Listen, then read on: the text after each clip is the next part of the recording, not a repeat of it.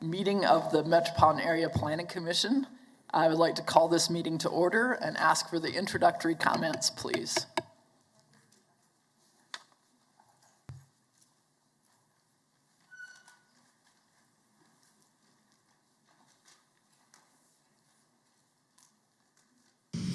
Before we begin the agenda, the Wichita-Sedgwick County Metropolitan Area Planning Commission and the Wichita-Sedgwick County Board of Zoning Appeals would like to take this opportunity to welcome everyone to this public hearing. For those in attendance, copies of the agenda for today's meeting, the public hearing procedure, and Planning Department staff reports on all agenda items are available in the lobby.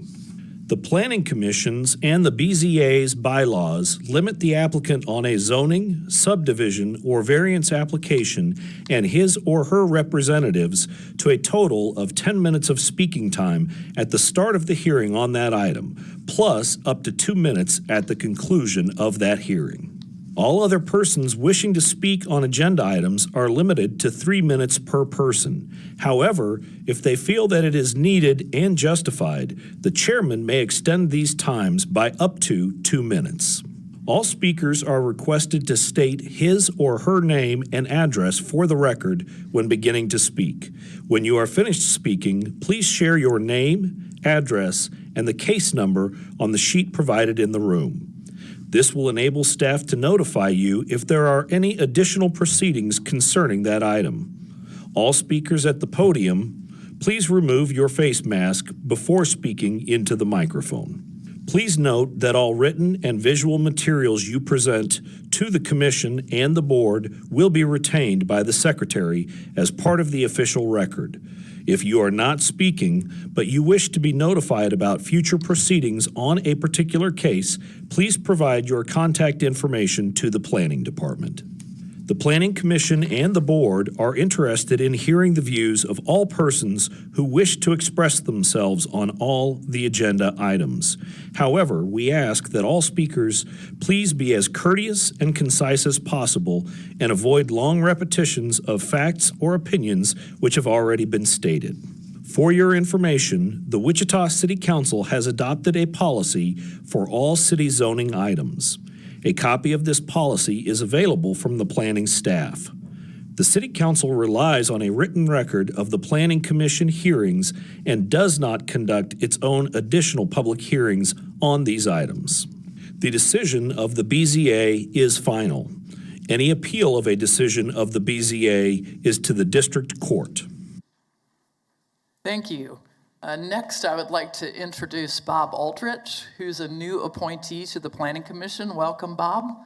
We know you're an experienced member, so we know you're going to be ready to get right to business.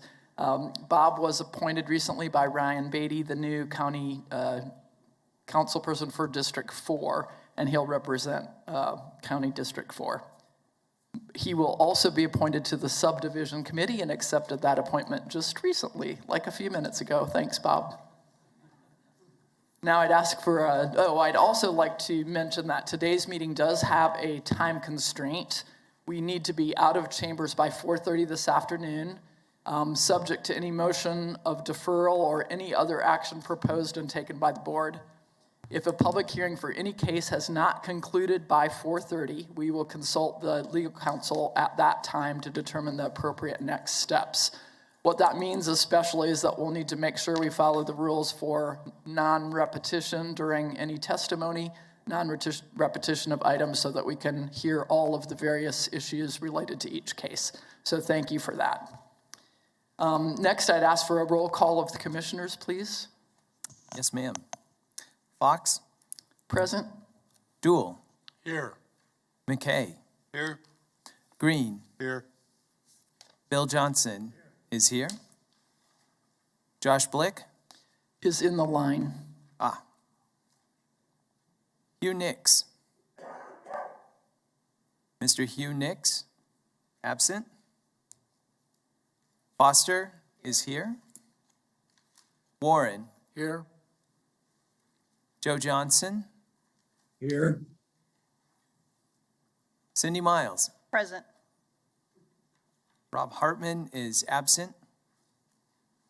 Bob Aldrich? Here. Mr. Williams Bay. Here.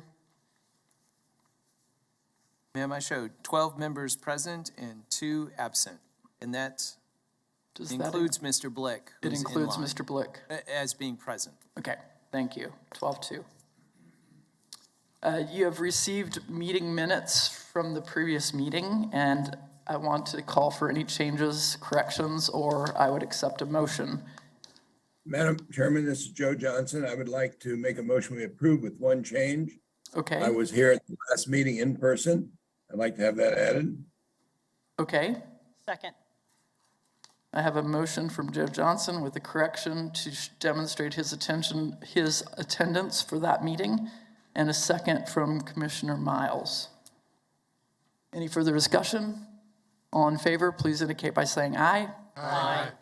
I have 3 persons not in attendance, Mr. Blick, Ms. Miles, and Mr. Johnson, not in attendance at all or part of the meeting. So do we need to change the second on that motion? I'm sorry, Cindy. I'll second it. Second from Commissioner Green. Let's redo the vote. All in favor indicate by saying aye. Aye. Opposed and abstentions? Shane. There are 3. That was Bill Johnson, right? Yes, Bill Johnson, Cindy Miles, and Josh Blick were not in attendance and have abstained. And so the final count, And Madam Chair, Mr. Aldridge as well. Mr. Aldrich would be an abstention for not being present. The final count is 12 minus 2. I can't do the math. It would be 804. 804. Thank you. And Mr. Blick just walked Mr. Blick, we've counted you as present. Now we'll go through the agenda to identify those items that we can take on consent and those that will require review. Subdivision case 2.1, subdivision 2022-00060 near 21st Street and 151st Street West. Does anyone want to hear this case? Anyone in chambers want to hear this case? Is there anyone participating virtually who wants to hear this case? Hearing none, we'll take that item on consent. Item 2.2, subdivision 2023-0005, located near Meridian and K96. Does anyone on the commission want to hear that case? I have a question. Question for staff? Staff. Okay, Answer it now. Ask it now. let's go ahead.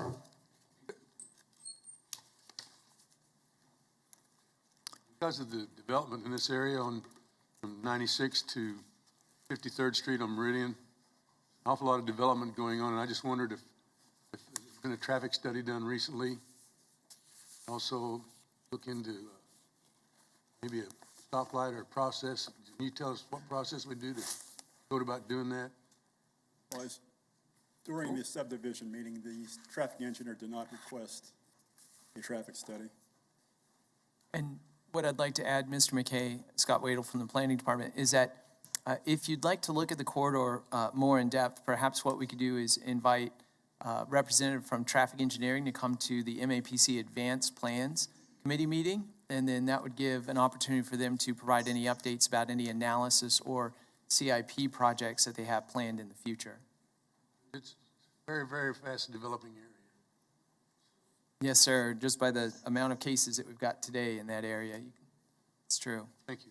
Can we put that as an action item in the minutes? And thank you, Commissioner McKay.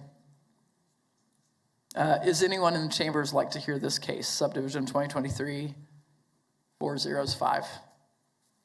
Anybody participating online who would like to hear this case? Hearing none, we'll take that on consent. Item 2.3, I have a conflict of interest identified by Mr. Aldrich. This is subdivision case 2023-0006, located at 53rd Street North and Meridian. Does anyone on the commission want to hear this case? Anyone participating in chambers want to hear this case? Anyone participating virtually want to hear this case? Hearing none, we'll take that on consent. Item 2.4, LSP 2023-03 at 35th Street or 55th Street South and Broadway. Does anyone on the commission want to hear this case? Anyone in chambers want to hear this case? Anyone participating virtually want to hear this case? Hearing none, we'll take that item on consent. Do I need a separate motion for the vote? Okay. Madam Chair, I move that we approve items 2.1, 2.2, and 2.4. Second. Motion from Commissioner Green, a second from Commissioner Miles. Any discussion? I'll call for a vote. All in favor signify by saying aye. Aye. Any opposed, nay. Passes unanimously, 12-0-2. Madam Chair, I move that we approve item 2.3. Second. Motion from Commissioner Green, second from Commissioner Miles. Any discussion? All in favor signify by saying aye. Aye. Any opposed and abstaining? Mr. Aldrich. Motion passes 11-0-1. Moving on to the vacation items. Vacation item 2022-00035, located at 122 South Country View Court. Does anyone on the commission want to hear this case? Anyone in chambers want to hear this case? Anyone participating online want to hear this case? Seeing none, we can take that item on consent. Item 3.2, vacation item 2023-01, located at 267 South Brookside. Does anyone on the commission want to hear this case? Anyone in chambers want to hear this case? Anyone participating virtually want to hear this case? Hearing none, we can take that item on consent. Move we approve subject to staff comments. I have a motion to approve from Commissioner McKay. Second. Second, Commissioner Blick. All in favor, please indicate by saying aye. Aye. Any Aye. opposed? Motion passes 12-0. Moving on to the public hearing items. 4.1, conditional use 2023-02, located at 22215 West 29th Street North. Does anyone on the commission want to hear this case? Anyone in chambers want to hear this case?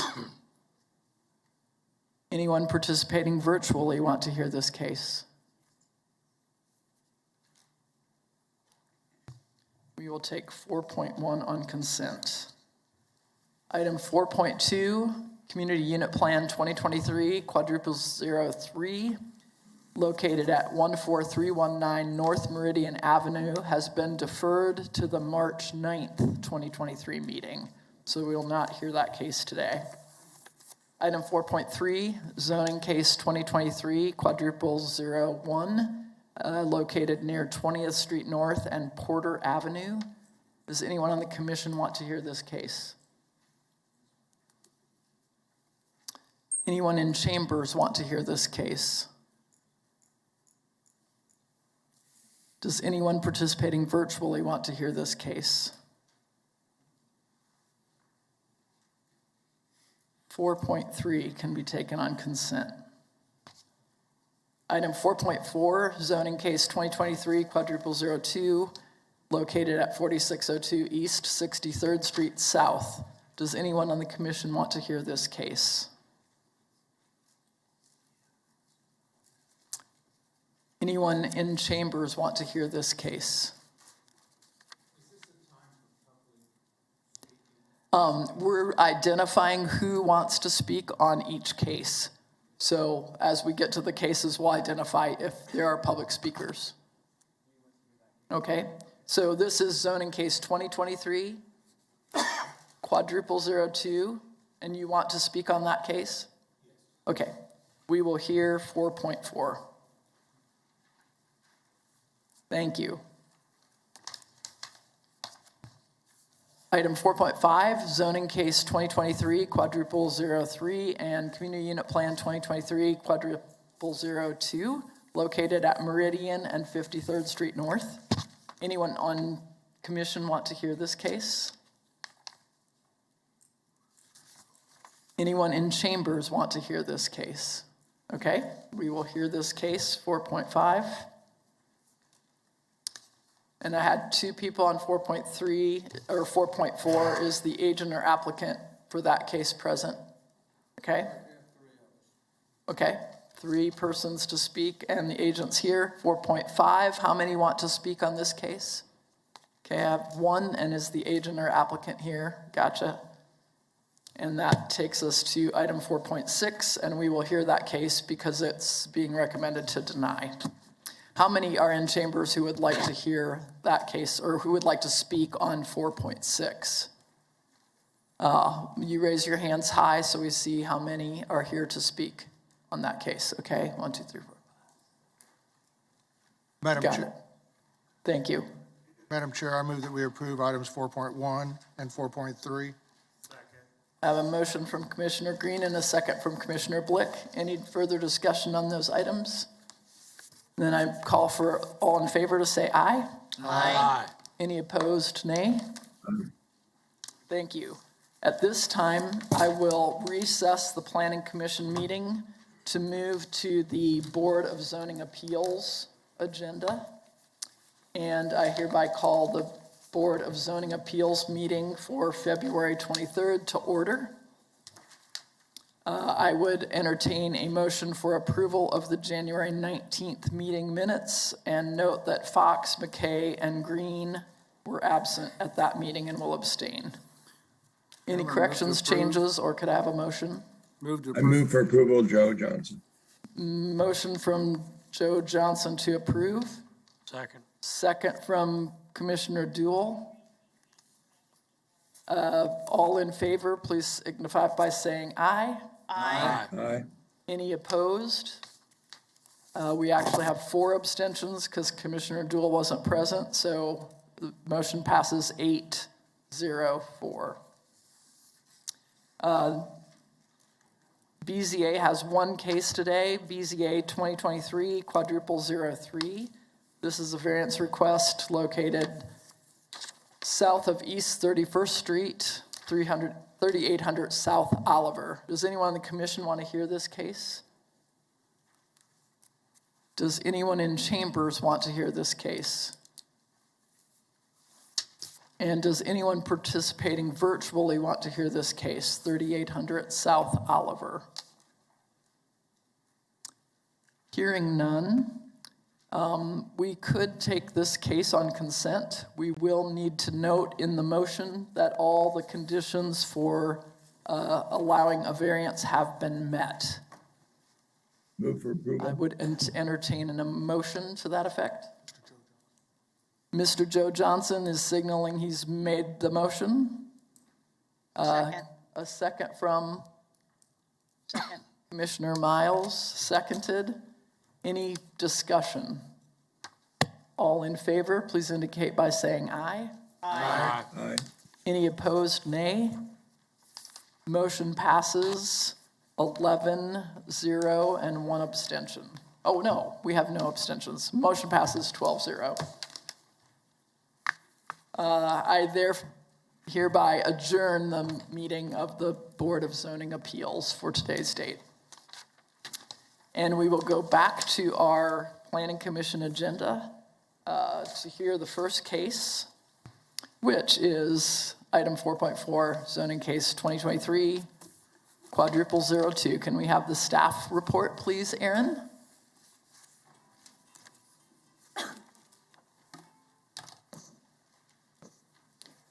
Good afternoon, Erin Ebach with the Planning Department.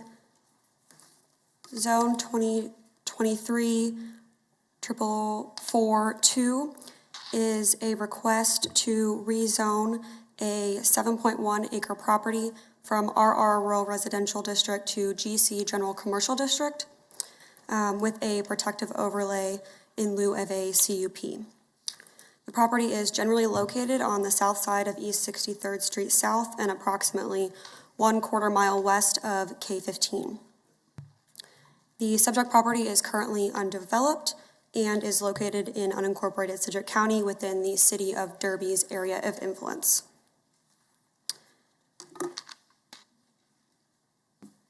As you can see on the zoning map here, north of the subject site are two properties zoned RR Rural Residential District and GC General Commercial District, respectively. These are both undeveloped. Northeast of the subject site is property zone GC General Commercial District, developed with a warehouse self-storage facility.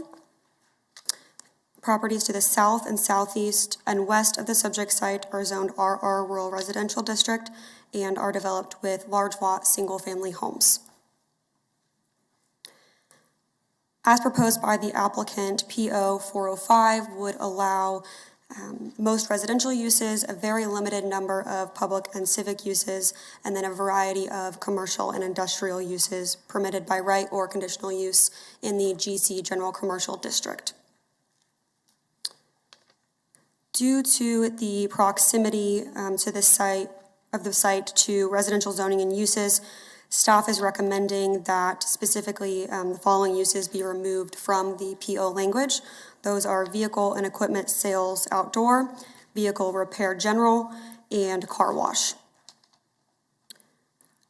Warehouse self-storage is included despite being generally considered a higher intensity commercial use.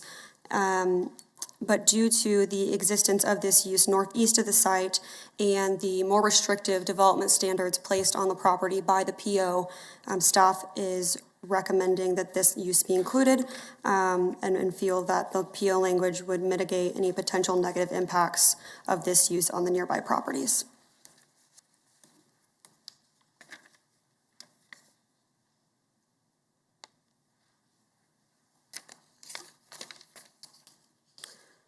A 6 to 8 foot screening fence would be required by the Unified Zoning Code on all sides of the property in which it abuts RR Rural Residential District zone property, so on all sides. And parking for all uses on the property shall be provided in accordance with Section 4A of the Unified Zoning Code. The property is unplatted and will need to be platted prior to the issuance of building permits. This will be handled by the City of Derby as the site is located within the City of Derby's extraterritorial subdivision jurisdiction.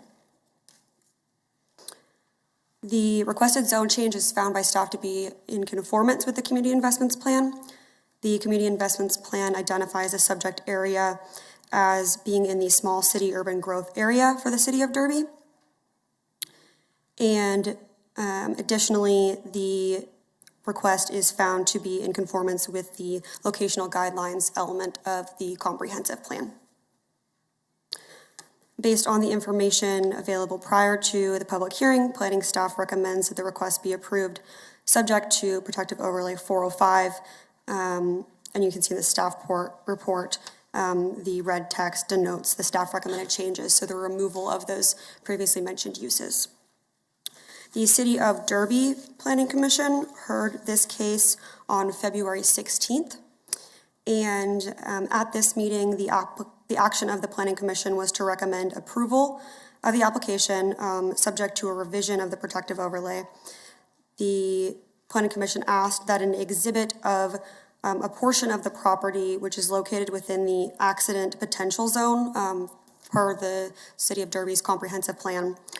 So an exhibit identifying that area be included with the PO, and then a provision be added that that specific area within the accident potential zone be subject to the restrictions of the AOD Airport Overlay District of the Wichita-Sedgwick County Unified Zoning Code. And that is due to the site's proximity to McConnell Air Force Base to the northeast there. That I will go through the slides here. We could go to the next slide, please. Next slide, please. You can see the subject site, as previously stated, located in the small city growth area. Next slide, please. Next slide, please. Next slide, please. The subject site facing north. Next slide, please. Northeast of the subject site. Next slide, please. Again, northeast of the subject site, you can see here kind of the far western edge of the warehouse self-storage use existing along K-15. Next slide, please. So you can see one of the residences zoned RR east of the subject site. Next slide, please.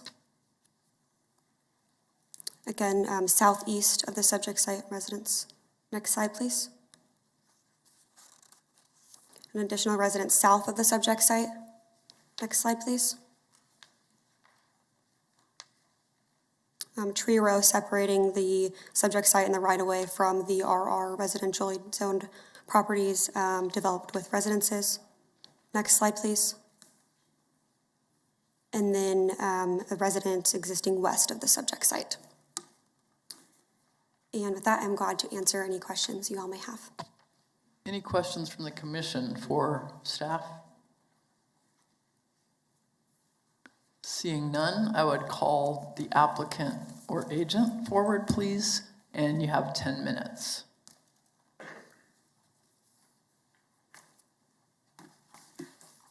Good afternoon, Brian Lindeback, MKEC Engineering, 411 North Webb Road, on behalf of the owner and applicant. We are consenting and agreeing to all revisions that have been requested by the Derby Planning Commission as well as the planning staff, and we'll make those changes with approval. Okay. You relinquishing the rest of your time? Sure, Okay. unless there's any questions, of course. All right. Any questions from the commission for the applicant? Thank you. Now we would call for public hearing on this item. Just come forward to the podium, state your name and address, please, and you'll have 3 minutes.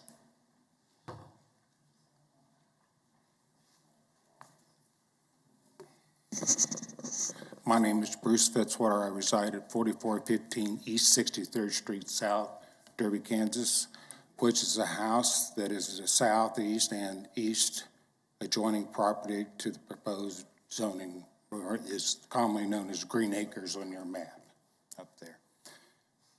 25 years as a mailman, we identified that as a tremendously dangerous area. So we moved 4415 mailboxes down onto the old 63rd Street area. We, on turn on the north side, we had the big tool store, move theirs up into the access road, mail delivery there for the safety of not only the carriers, but of the residents in the area. I was there twice a day, every day, 5 days a week, and people extremely, after that curve up there, they accelerate and try to beat the train, they try to beat the light. All five homes are, I believe, listed as R1 agricultural. And the businesses on the east of K-15 are in Derby. The residents are the big tool stores in the county have been good residents. They've secured limited access into that storage area with time and hours that people can go in there, not 24 hours a day. When the trains come, the congestion comes at 63rd from the west.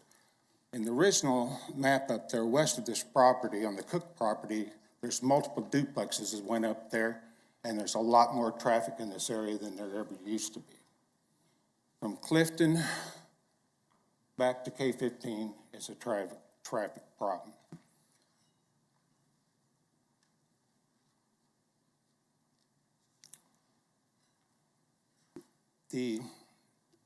I want to make sure that everybody understands that there's two 63rds that we're talking about. We're talking about the old 63rd Street, and we're talking about the new 63rd Street. We believe that the new entrance is on the old 63rd Street area. That's a question I had for the commission. And I reserve the rest of my time for the other people. Thank you. Are there any questions for the speaker? from the commission? So, Commissioner Blick?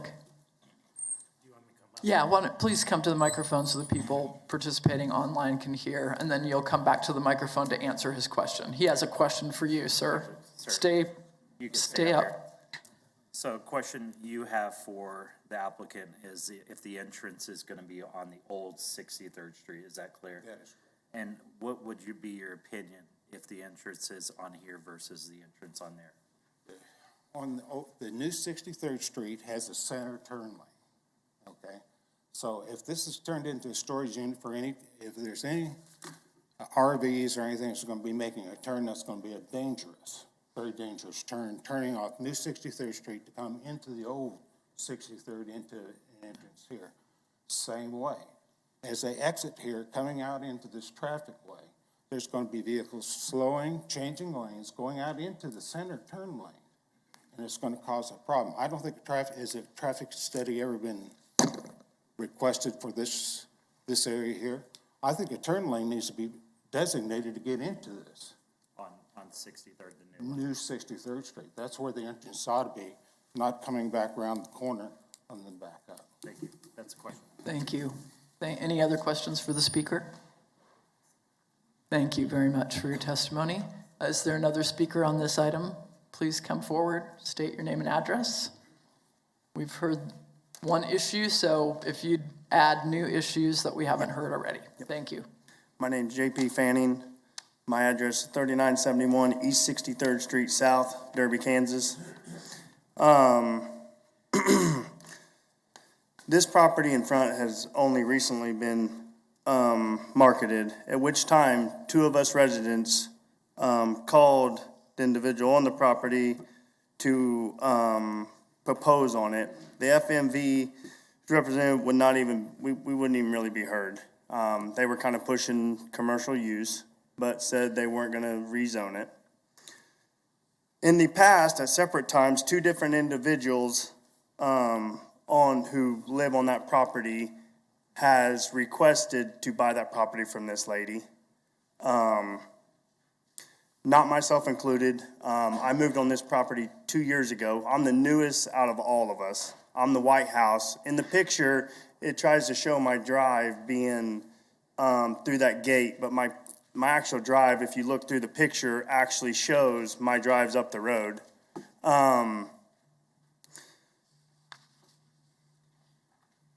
And then the property may state RR, but is being advertised as being perfect for a commercial. That's what the advertising all of it wants, and we all know why. It's wanting more money. We know from residential to commercial, there's a big jump on price per acre. And then as a property owner at 3971 East 63rd Street South, I'm the only one out of the neighborhood that never even was properly notified. I bought that property. I bought it straight up off the lady. I think it was 3 years ago. So, I mean, I pay taxes on this property. I'm directly across from this property, and I was never notified. I called. They said they go through a mailing deal. I understand mistakes happen, but it's pretty disturbing that I didn't even know anything about this where I could get better pictures to you guys, where I could present the case a little better, where I could engage in it more until last Thursday afternoon. I was running around. I'm a UPS driver, and I was notified.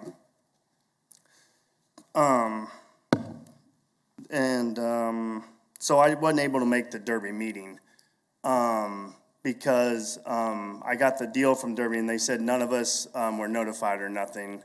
I know then, I just feel like I should have had appropriate time, and so we could all discuss that. I think I'm the newest one on the block, so like I'm bonded. They're more like parents and grandparents on the property. Your time is up. Is there Time's up. any other Okay. issue you wanted to raise? No, that was it. I'm sorry about that. And you're concerned about commercial or opposed to the commercial? The biggest concern is, and I'm just going to say one thing is, there's 6 intersections in that point, and that's Okay. all I think We heard. ought to need Okay. credit. Thank you. Ma'am. Is there another speaker on this zoning case? Please come forward. State your name and address, and you have 3 minutes. Okay, my name is Randall Bonham. My address is 4131 East 63rd Street South. I actually own the property with a circle drive right in the center of the land that we're talking about. I want to talk about the hardship that this may cause us far as our flooding, draining, erosion. We have a flooding problem at the west end of this old 63rd Street right now. If that property was commercial, paved with asphalt, concrete, all that water is going to have to go somewhere. I don't know if revisions would be made to direct it toward the sewer system on the new 63rd Street, or if they would just push it back on the old 63rd Street. 63rd Street South is I noticed in the agenda, and I don't remember which one, I've read so much material, but it was stated as being a dirt road. It's a paved road. It's a 2-lane narrow paved road. One of the hardships that would cause us would be the depreciation in our property value. I guess that Mrs. Stewart, when the new 63rd was put in, I think she was compensated for the easement that they took from her for the new 63rd Street. That's another hardship that could fall upon us that we don't think we deserve. I would just, and we've talked about it, we would ask this commission and the Sedgwick County to set conditions of compliance for this property, that any easement issues that we had with the old 63rd Street, if there had to be road expansion or some other type of work, that it be placed on this property that is up for rezoning. I think that's only fair. Like I said, we have a hedgerow which provides privacy for us on the other side. The purchaser developer bear the burden of easement issues. Any road expansion upgrades be made on their side of the property. The quality of the project, we've understood that it's supposed to be a mini storage unit, or it was proposed to us that way. We ask that you have the purchaser or developer erect a concealment wall similar to the storage unit on the north side. Your time is up. Is there any additional issue that you weren't able to state? Okay, no, just for safety and security, that if it is a storage unit, that there be gates, there be restricted times for entry for safety and Okay. okay. Okay. Is there anyone else any questions for the speaker? First of all, anyone else who would like to speak on this item in chambers? Okay, please come forward, state your name and address, please. And we appreciate each of you bringing new issues to the table, so. My name is Karen Baxter, and my residence is directly west of the property in question, 3930 East 63rd Street South. I have a flooding issue with that property, with the said property and with the zone change already. The water drainage goes in front of my house, over my drives at times, into my horse pasture, and then eventually into the creek. Okay, we've had, flooding has been raised. Do you have other issues that are of concern to you? The other issue is my house was never shown on the pictures. Okay. It showed the house to the west. That is not my residence. Okay. Thank you. But you are adjacent to the property? Yes, Okay. definitely adjacent on the west side of the property. All right, thank you for your testimony. Thank you. Any questions for the speaker? Thank you. Any others who would like to speak on this case in chambers? I'm sorry, you've had your time. Is there anyone participating virtually who would like to speak on this case? Hearing none, we'll call the agent back for a 2-minute rebuttal to respond to the questions that have been posed. Yes, again, Brian Lindebeck. I think most of these concerns and questions are relating to plating-related issues. Access would be a plating-related issue. The flooding, drainage would be a plating-related issue. So, as you know, those issues will be resolved at the time of plating. As far as the zoning matters, the notification that JT had mentioned, as far as I'm aware, 1,000 foot around this property has been notified, and his property is within that 1,000 foot. So as far as I'm aware, planning staff has received an accurate notification list. So that certainly should have occurred and is handled through that department. As far as right-of-way issues and things of that nature, again, plating items, the wall is a zoning item, and as the protective overlay states, that a wall and screening would be required for the different types of uses, be they, commercial activity or non-residential. I think that about covers all of their issues. I'm not certain I understood all of it. The easement issue, is that? That's a plating That's issue. plating. We'll resolve any improvements to the property and things of that nature at the time of plating. I'm not sure about the whole marketing of the property and how that went, but the property is still owned by the original owner. I think they've owned it for multiple decades, maybe plus 50 years. So it's been a long time in their ownership, I think the merits of the case stand on their own. The property is across the street is general commercial. It has a CUP on it. We've put provisions in here that will put some protections in place, and certainly there's landscaping buffers that are already in place on the opposite sides of the street. So with that, I'll stand for any questions. Any questions for the agent? All right, thank you. Thank you. I've got one. Question? When do you expect the plating process to occur? Or when do you think it'll be coming back to the subdivision committee and then to the planning commission, so that the individuals that had their concerns about the drainage and the access and all of that, I don't want them to feel like they've been put off today, but I wanted to give them at least a heads up of when you anticipate that to take place.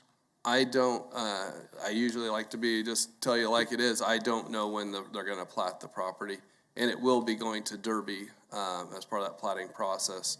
We'll certainly work with Derby to make sure there's notification to the adjacent owners of that process so that they can be engaged.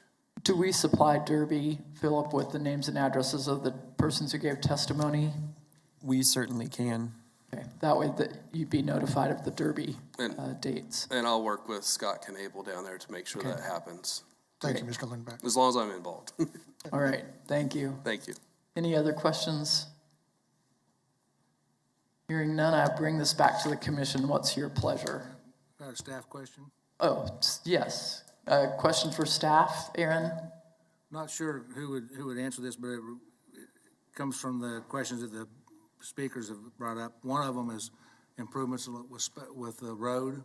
If there were a need to improve the road and special assessments, would that be they'd have to go to a vote, usually with the owners that are being affected by the special assessment? Would that be the number of owners in the area, or would that be based on square footage? If there was a need for an improvement of that area. Scott Wadle, Planning Department.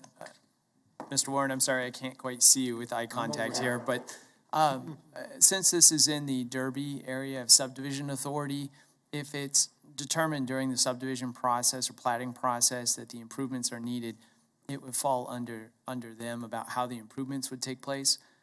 But in the city of Wichita, during the platting process or Sedgwick County, if the improvements are needed because of new development that's taking place, it's the development generally that triggers that pays for it from the special assessments. Okay, thank you. And the other question has to do with flooding. Could somebody from staff give a brief explanation to the folks that spoke, what the goal, when we look at the plat and we come up with a solution to take care of flooding? Could someone give a real short description of what that process is like so that they know that it's not not up to the developer to come up with a plan, but that we're going to come up with a plan to help with flooding? Sure. And Scott Wadle again, I'll just highlight that when a plat comes before the Planning Commission and it's in the city of Wichita or it's in the unincorporated Sedgwick County, those developments are reviewed and proposed plats are reviewed, and they must meet the requirements for flooding and drainage. And those requirements typically implicate that the property development needs to retain or detain any flood water onto itself. And that's why we see detention ponds and other systems built onto the properties that are being platted. Now, again, I would just emphasize that I would encourage folks who are curious about this project to get with the city of Derby and learn more about their process, because I can't speak with authority on that. But I would hope that at least the information we've shared today will help point you in the right direction about asking questions. And then could I clarify too, the same would be for the traffic study or any analysis of access points and what's appropriate and safe would also fall into Derby's jurisdiction? I would say with a caveat that with this being in unincorporated Sedgwick County, you'll also want to check in with Sedgwick County Public Works to see if there's any capital improvement projects that have been programmed or identified for the future for the roadway. Since it is in unincorporated Sedgwick County, it would be the county CIP that would have those projects. However, still want to, as has been indicated by the Madam Chair, is that you'll want to check in with Derby to see if there are any improvements that they see on their end from a subdivision perspective. Very good. Thank you for those explanations and questions. Now, I would bring back to the commission, our purpose is to determine if this appropriate land use to change from rural residential to general commercial with the provisions identified. Where are we at? What are we thinking?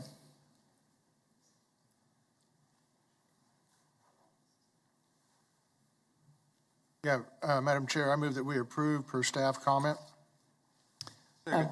Motion to approve from Commissioner Green, second from Commissioner Aldrich.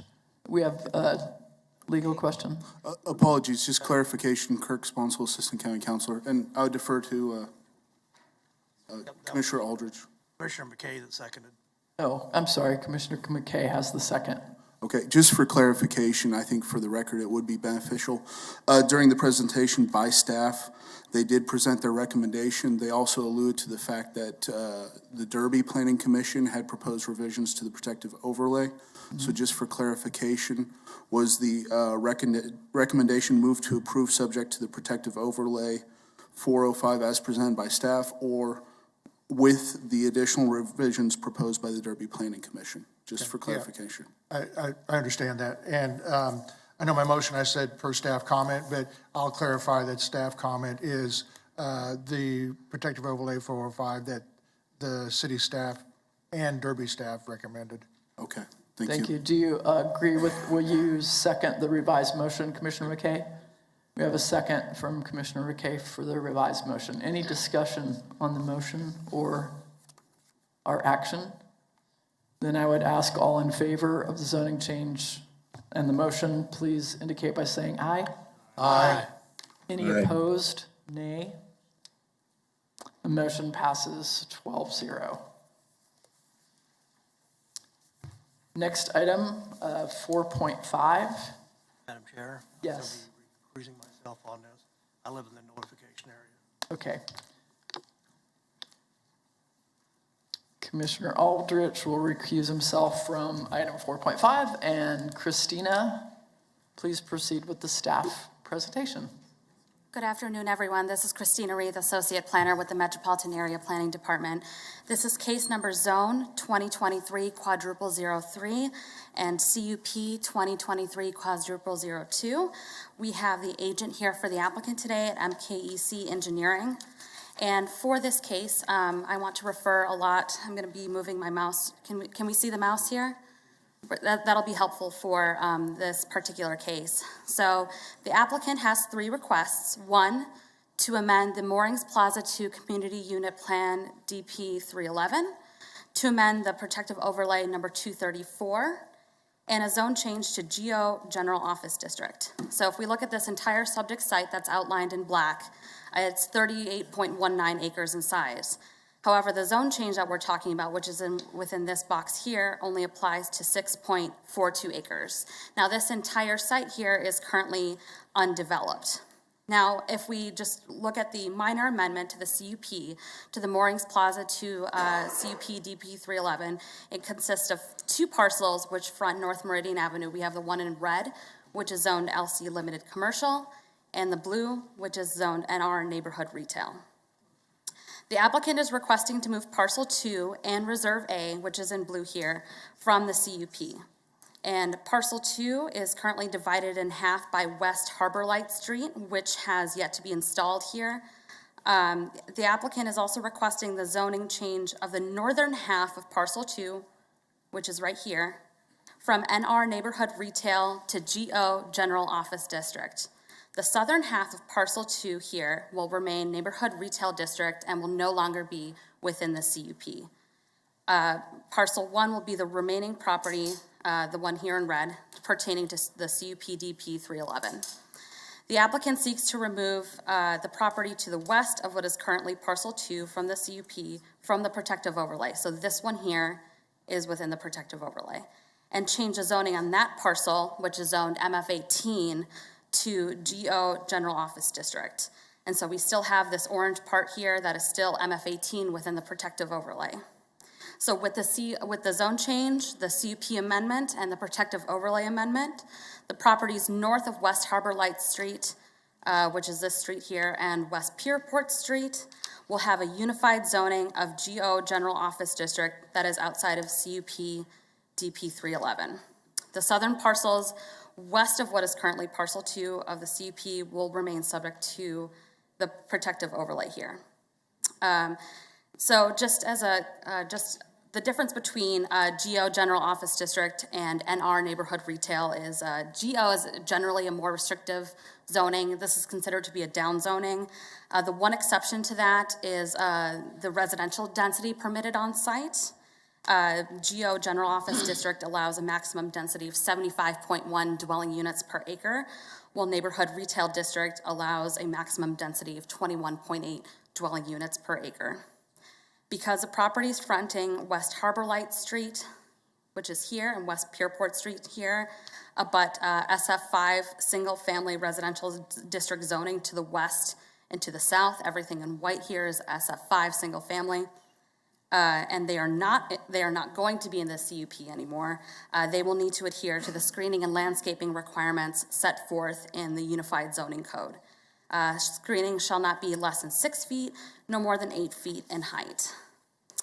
Just a little bit of history on these parcels of land. In 2008, the Wichita City Council approved a zone change request for parcel 1 up here from SF20 single family residential to LC Limited Commercial District, and for parcel 2 here from SF20 to Neighborhood Retail District. And that's when the CUP was created. And then in 2009, the Moorings Plaza 2 Edition subdivision was created. And then in 2012, the Wichita City Council approved a zone change from SF5 single family to GO General Office District and MF18 for these western parcels that you see where my mouse is. The requested zone change and the CUP amendment are in conformance with the adopted comprehensive plan. The Wichita-Sedgwick County Comprehensive Plan within the Community Investments Plan identifies the site as new residential. And while the applicant has not specified what will be developed on this land, the requested zone changes and they permit residential uses and low-intensity commercial uses, which are what align with new residential. The requested zone change, the protective overlay amendment, and the CUP amendment are in conformance with the locational guidelines of the Community Investments Plan.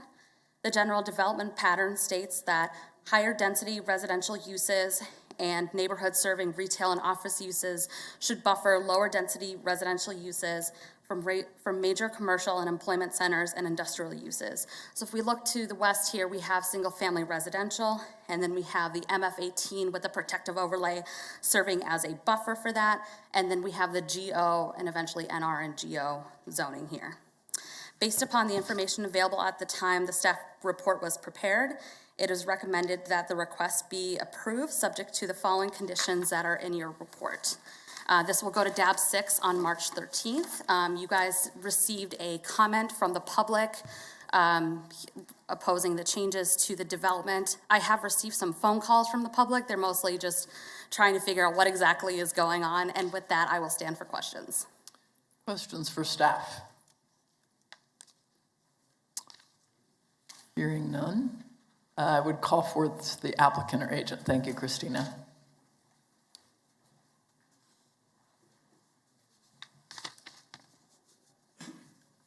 Again, Brian Lindeback, MKEC Engineering, 411 North Webb Road, on behalf of the owners and applicant. This is a seemingly complicated case, but it's really not as complicated as it looks. We're removing some CUP, and I thank you, Christina, for such a wonderful presentation. It's fairly straightforward. We're allowing for general office on a 6.42 acre parcel. I think there's another slide here that might help. Yeah, maybe we could slide forward or back on the presentation where it just shows the green parcel.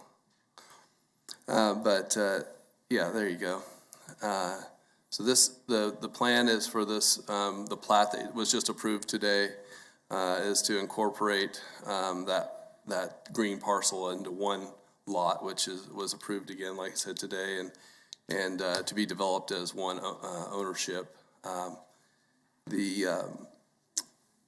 There's provisions in place on the protective overlay. Those have not changed in any way, shape, or form. It's just the boundary of the protective overlay. If you can see, the yellow line moved from the solid yellow line to the dashed yellow line on there. That's the only thing that changed on that. And of course, the CUP remains in effect to the north. All the provisions on that remain in effect. The neighborhood retail parcel to the south, the blue area, that virtually there's no changes to that with removal of the CUP. And then there's general office zoning to the south in the green there as well that exists. And again, we're not touching that with this zone change. I think it's important to note that we had a private neighborhood meeting on February 9th where we invited everybody on the ownership list, which is a substantial number of folks. I think it came to be about nearly 400 folks were invited. But we had about 80 folks show up to that meeting. We had a good long conversation. The council member was present for that meeting as well. I will announce that. But it answered a lot of questions with this site. And if you would like me to recount anything from that meeting, I'll attempt to do so. But in general, it was mainly just talking about, the process and what it is, how we're doing this. The infrastructure will be built with this the project, with the platting aspects of it. Airport, Harbor Light Street, water, sewer, paving, all that would go in, of course. But with that, I'll stand for any questions relating to zoning. Commissioners, any question for the agent? Commissioner Blick. Hey, Brian, just a quick question. What was the reasoning for the big changes? Is it just new tenants or designs or what, reason why? As far as the changes, the purpose was to rezone it so that it has a unified zoning on the parcel, because otherwise it would have had two zoning classes, and to just allow for just straight zoning as opposed to with different overlays. Cool, thank you.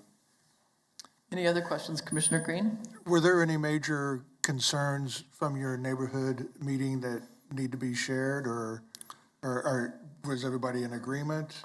Did they understand what was going on? Yeah, I think it was mostly just very much people just wanting to know what the change is.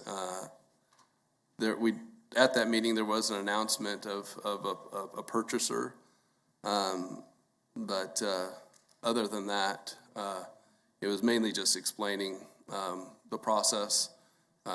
Certainly, there was concerns about traffic, and as usual. So, Any other questions from the commission? Hearing none, we'd call for now public comment. So if you'd like to speak on this case, please come forward.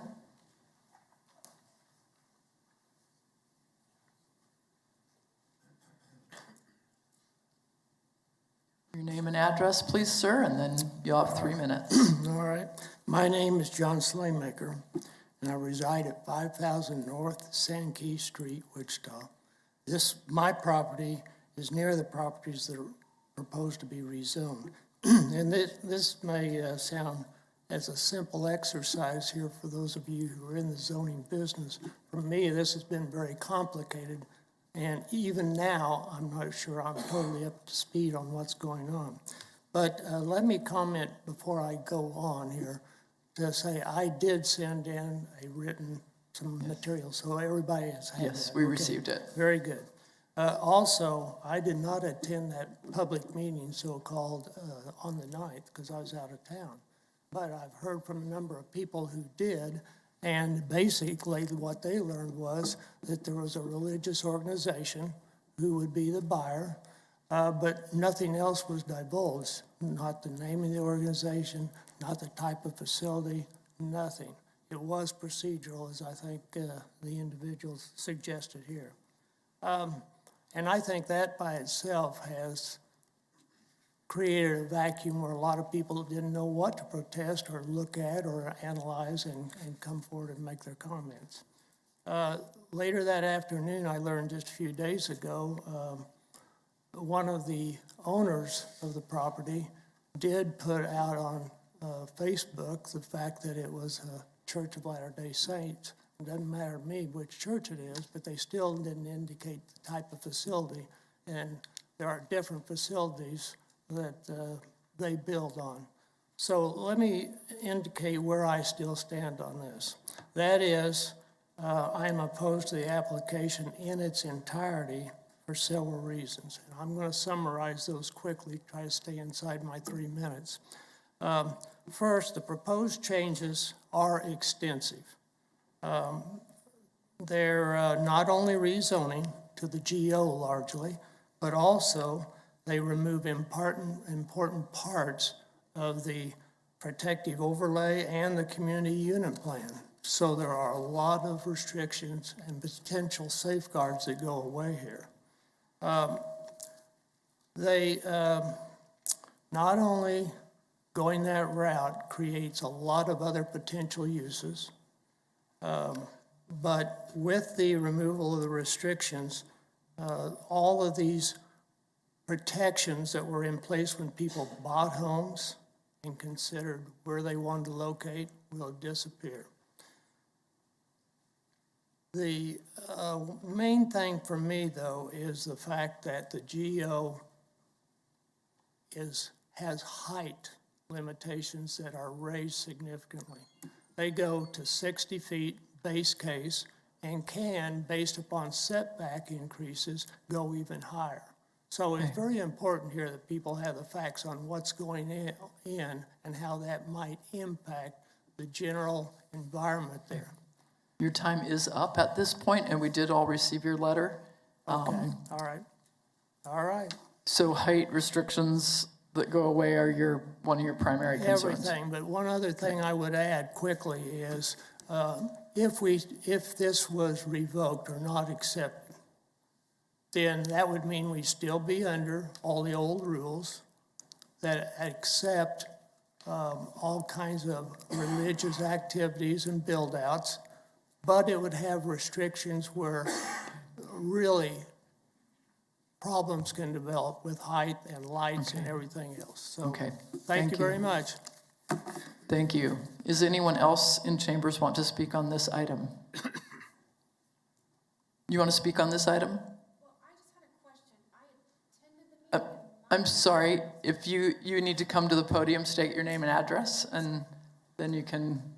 Hi, my name is Lisa Kaler, and I live at 4913 North Sandkey Court. I did attend the meeting he's talking about, and I feel like there was a lot more pushback than he is indicating here in regards to the type of structure it would be, the height requirements that would be there. There was more neighborhood concern than was relayed today. Okay. I was just observing. Okay, thank you for your comments. We appreciate that. Anyone else in chambers that would like to speak on this item? Please come forward, state your name and address.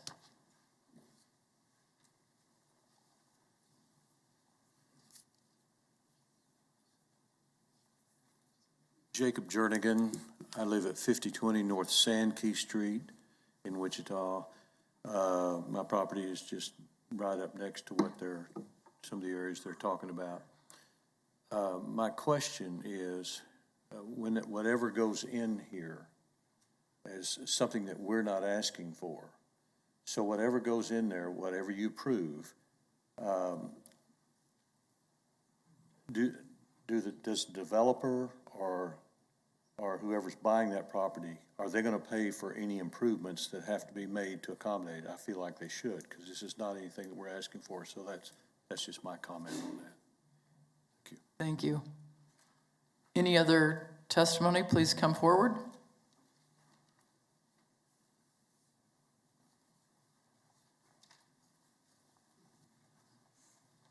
Yes, my name's Kurt Bachman. I'm a applicant along with my brother Brad. I live at 5025 Harborside Court. Yeah, since you had your time with the applicant agent moments, unless you want to stay up for the rebuttal, I guess we could have those comments during the rebuttal. Is there, pardon me? I just had one really quick thing and then.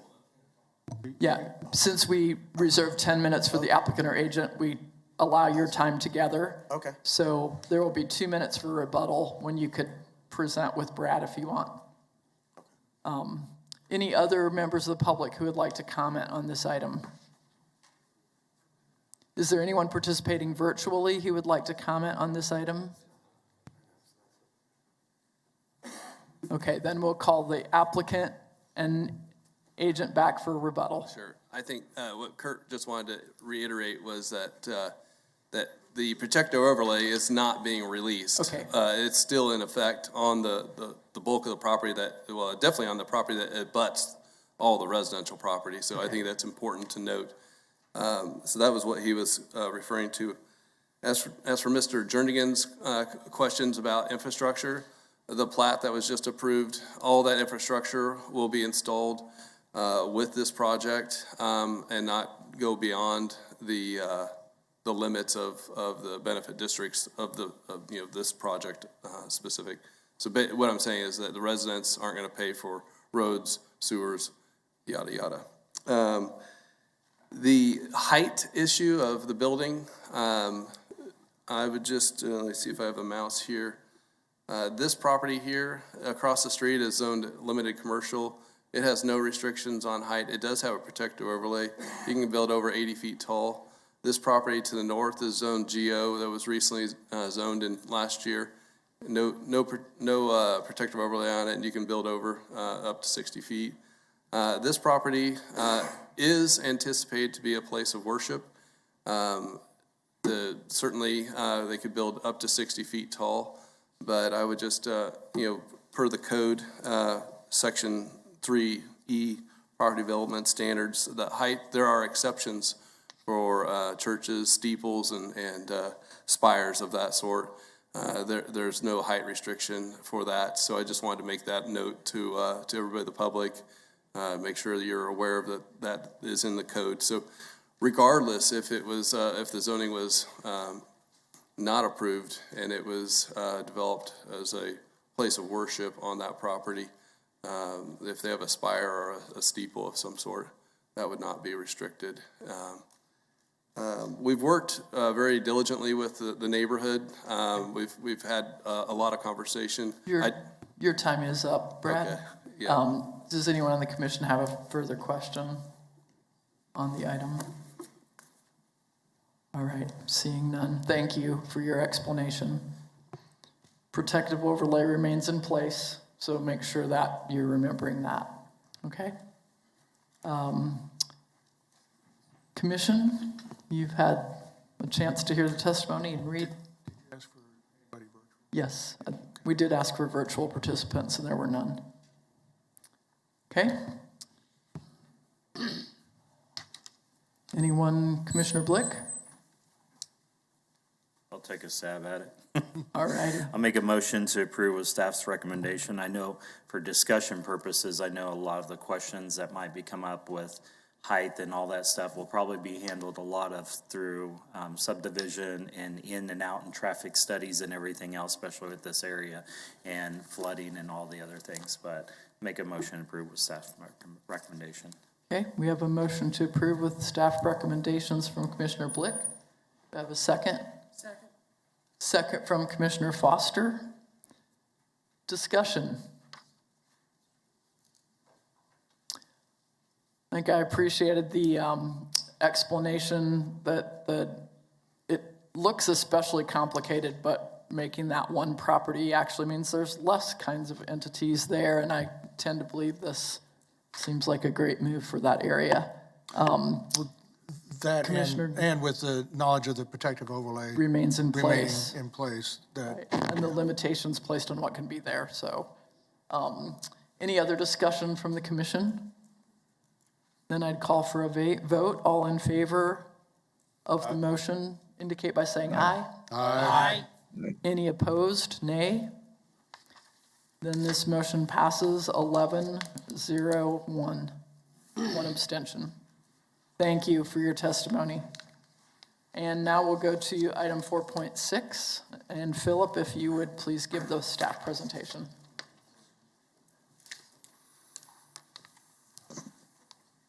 Yes, good afternoon, Planning Commissioners. Philip Zievenbergen with Planning Staff.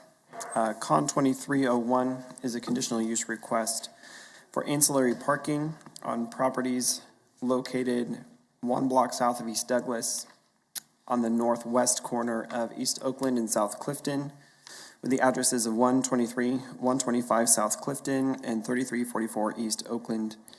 The conditional uses for ancillary parking. Properties are zoned, the majority of the properties are zoned TF3, two-family residential, with slivers of limited commercial and general office zoning as well. Just to note that the con is technically only required for the TF3, as with GO and LC zoning, parking areas are permitted by right. So effectively, this is only for the TF3 portion of the site, just for discussion's sake. Staff recommendation of this is for denial. As usual, we provide alternative language should it be the will of the board to recommend approval. That language is in your staff report for your consideration. The purpose of this request is to provide additional accessory parking for the Happiness Plaza development located on the southwest corner of Douglas and Clifton, located at 3555 East Douglas. This property was considered for a parking lot back in 2021 when the applicants submitted a PUD request to rezone the property to PUD to permit ancillary parking in addition to a farmer's market. Ultimately, in 2022, I believe, or it was late 2021, the Wichita City Council their final action was to deny the case per the zoning code. The applicants have to wait a minimum of 12 months to request the same use. That would have been October 7th of 2021, so that time has well elapsed since then, and they are coming back for Though it's a different case type, they are requesting the same use, just minus the idea of a farmer's market. It is straight up ancillary parking.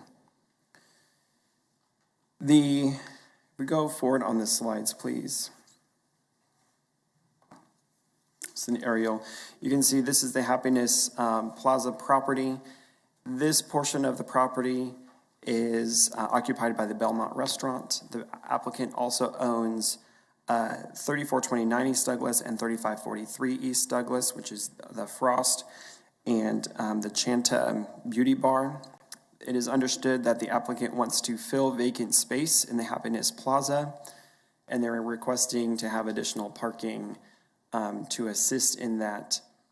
In 2019, the applicants were approved for a 22% parking reduction by administrative adjustment when the Belmont Restaurant was being proposed.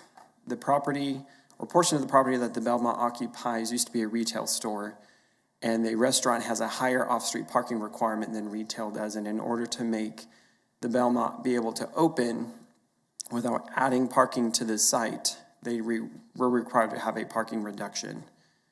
That administrative adjustment included the properties of 3429, 3543, and 3555 East Douglas. So all of the property that the applicant owns on East Douglas was included in that administrative adjustment, with the understanding that excess parking on 3429 and 3543 East Douglas was going to be used to offset the parking deficit on 3555 East Douglas. So 3555 East Douglas by itself would not be able to satisfy the off-street parking requirement for a restaurant, even at the reduction that they were asking.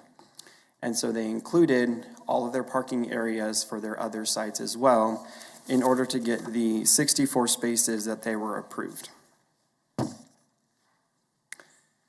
It is also staff's understanding that they leased the parking lot across the street with the Church of Scientology, which brings their total parking spaces to 85.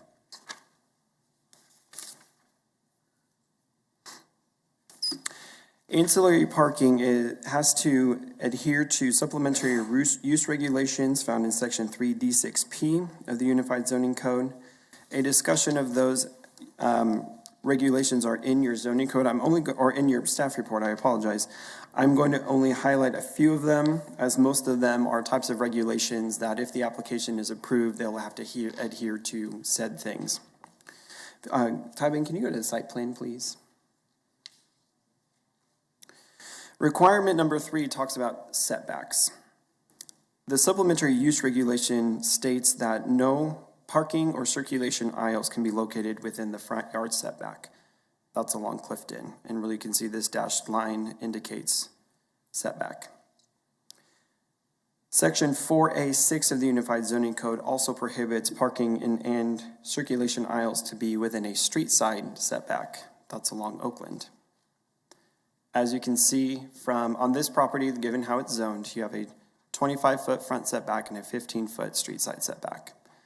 As you can see, there is portions of parking spaces within these two setbacks as the current proposed layout is. Doesn't necessarily mean this is final. All of that to say, the way it's currently drawn doesn't necessarily work. That doesn't mean that they could provide a revised site plan if the application is approved prior to getting permits. So they will have to do some reworking of the property to ensure that if it is approved, that no parking or circulation aisles are within the setbacks. It allows drive aisles, which makes sense because you have to get off the street and into the parking area. So we're really just concerned about these parking spaces here and the portions of parking here, which are not allowed to be in those setbacks. There are ways to reduce those setbacks, either by administrative adjustment, which can reduce up to 50% on the side and up to 20% on the front. Or if they needed further reduction from that, they could request a variance, would be another public hearing process. Neither one of those actions can be taken by the board today. There would have to be subsequent actions if they cannot get the layout they need based on how the setbacks are currently set. The other thing I want to mention is requirement number 6. It's not necessarily that they are out of compliance. I just want to make it known as it is very important related to this case. Based on how the property to the west is zoned, being TF3, they're required to have a 6-foot screening fence. It'd be nice on a plan to have that denoted. So if there is a revised site plan, if this case is approved, to have the screening denoted to be on the west property line. They also have to be in compliance with the Wichita Landscape Ordinance, which requires a landscape buffer on the west, which is a calculation of 1 shade tree per 40 linear feet.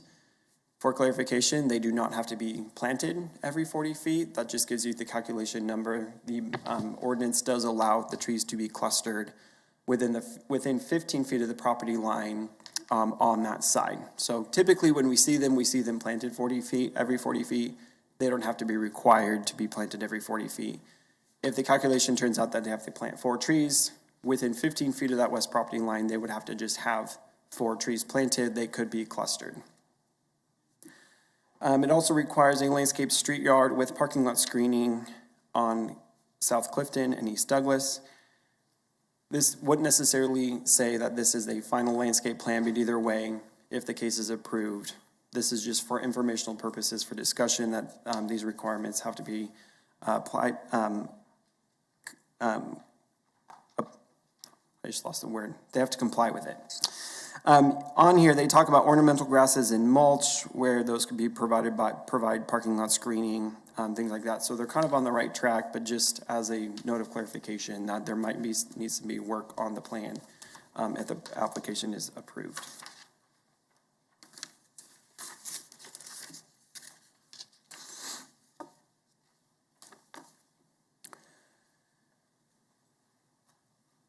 In 2021, the applicant conducted a parking count. That information is included as an attachment in your staff report. Ultimately, that parking count, do you have the parking study image that you can turn to? Thank you.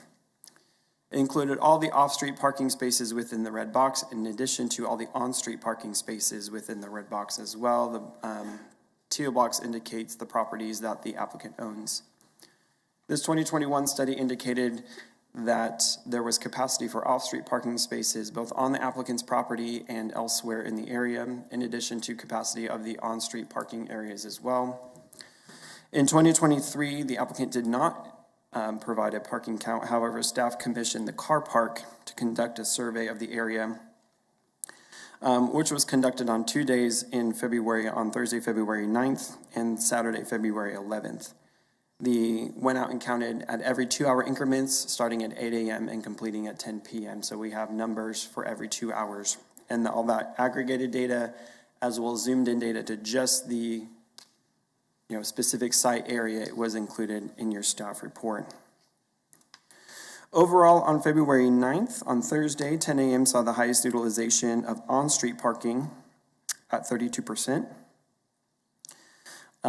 During the 8 p.m. hour, it was the highest occupancy of off-street parking, which was 23%. At 8 p.m., the on-street parking of the 100 block of South Clifton, so that's this first block south of Douglas, and the 3300 block of East Oakland, which is this block of Oakland here, had under 50% utilization. There was a maximum occupancy rate of 36% overall on the south side of East Oakland and 40% occupancy rate on the south side at 12 p.m. And the average length of stay on the 3300 block of East Oakland was 4 to 6 hours per car. The 100 block of South Clifton had an average occupancy rate of 83%, with the average stay of a 3-hour window of time throughout the day. On Saturday, February 11th, at 10 p.m., saw the highest on-street parking utilization at 23%.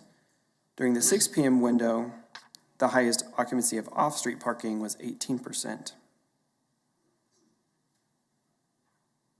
The 6 p.m. window for the 100 blocks of South Clifton and 33 block of East Oakland had under 50% utilization.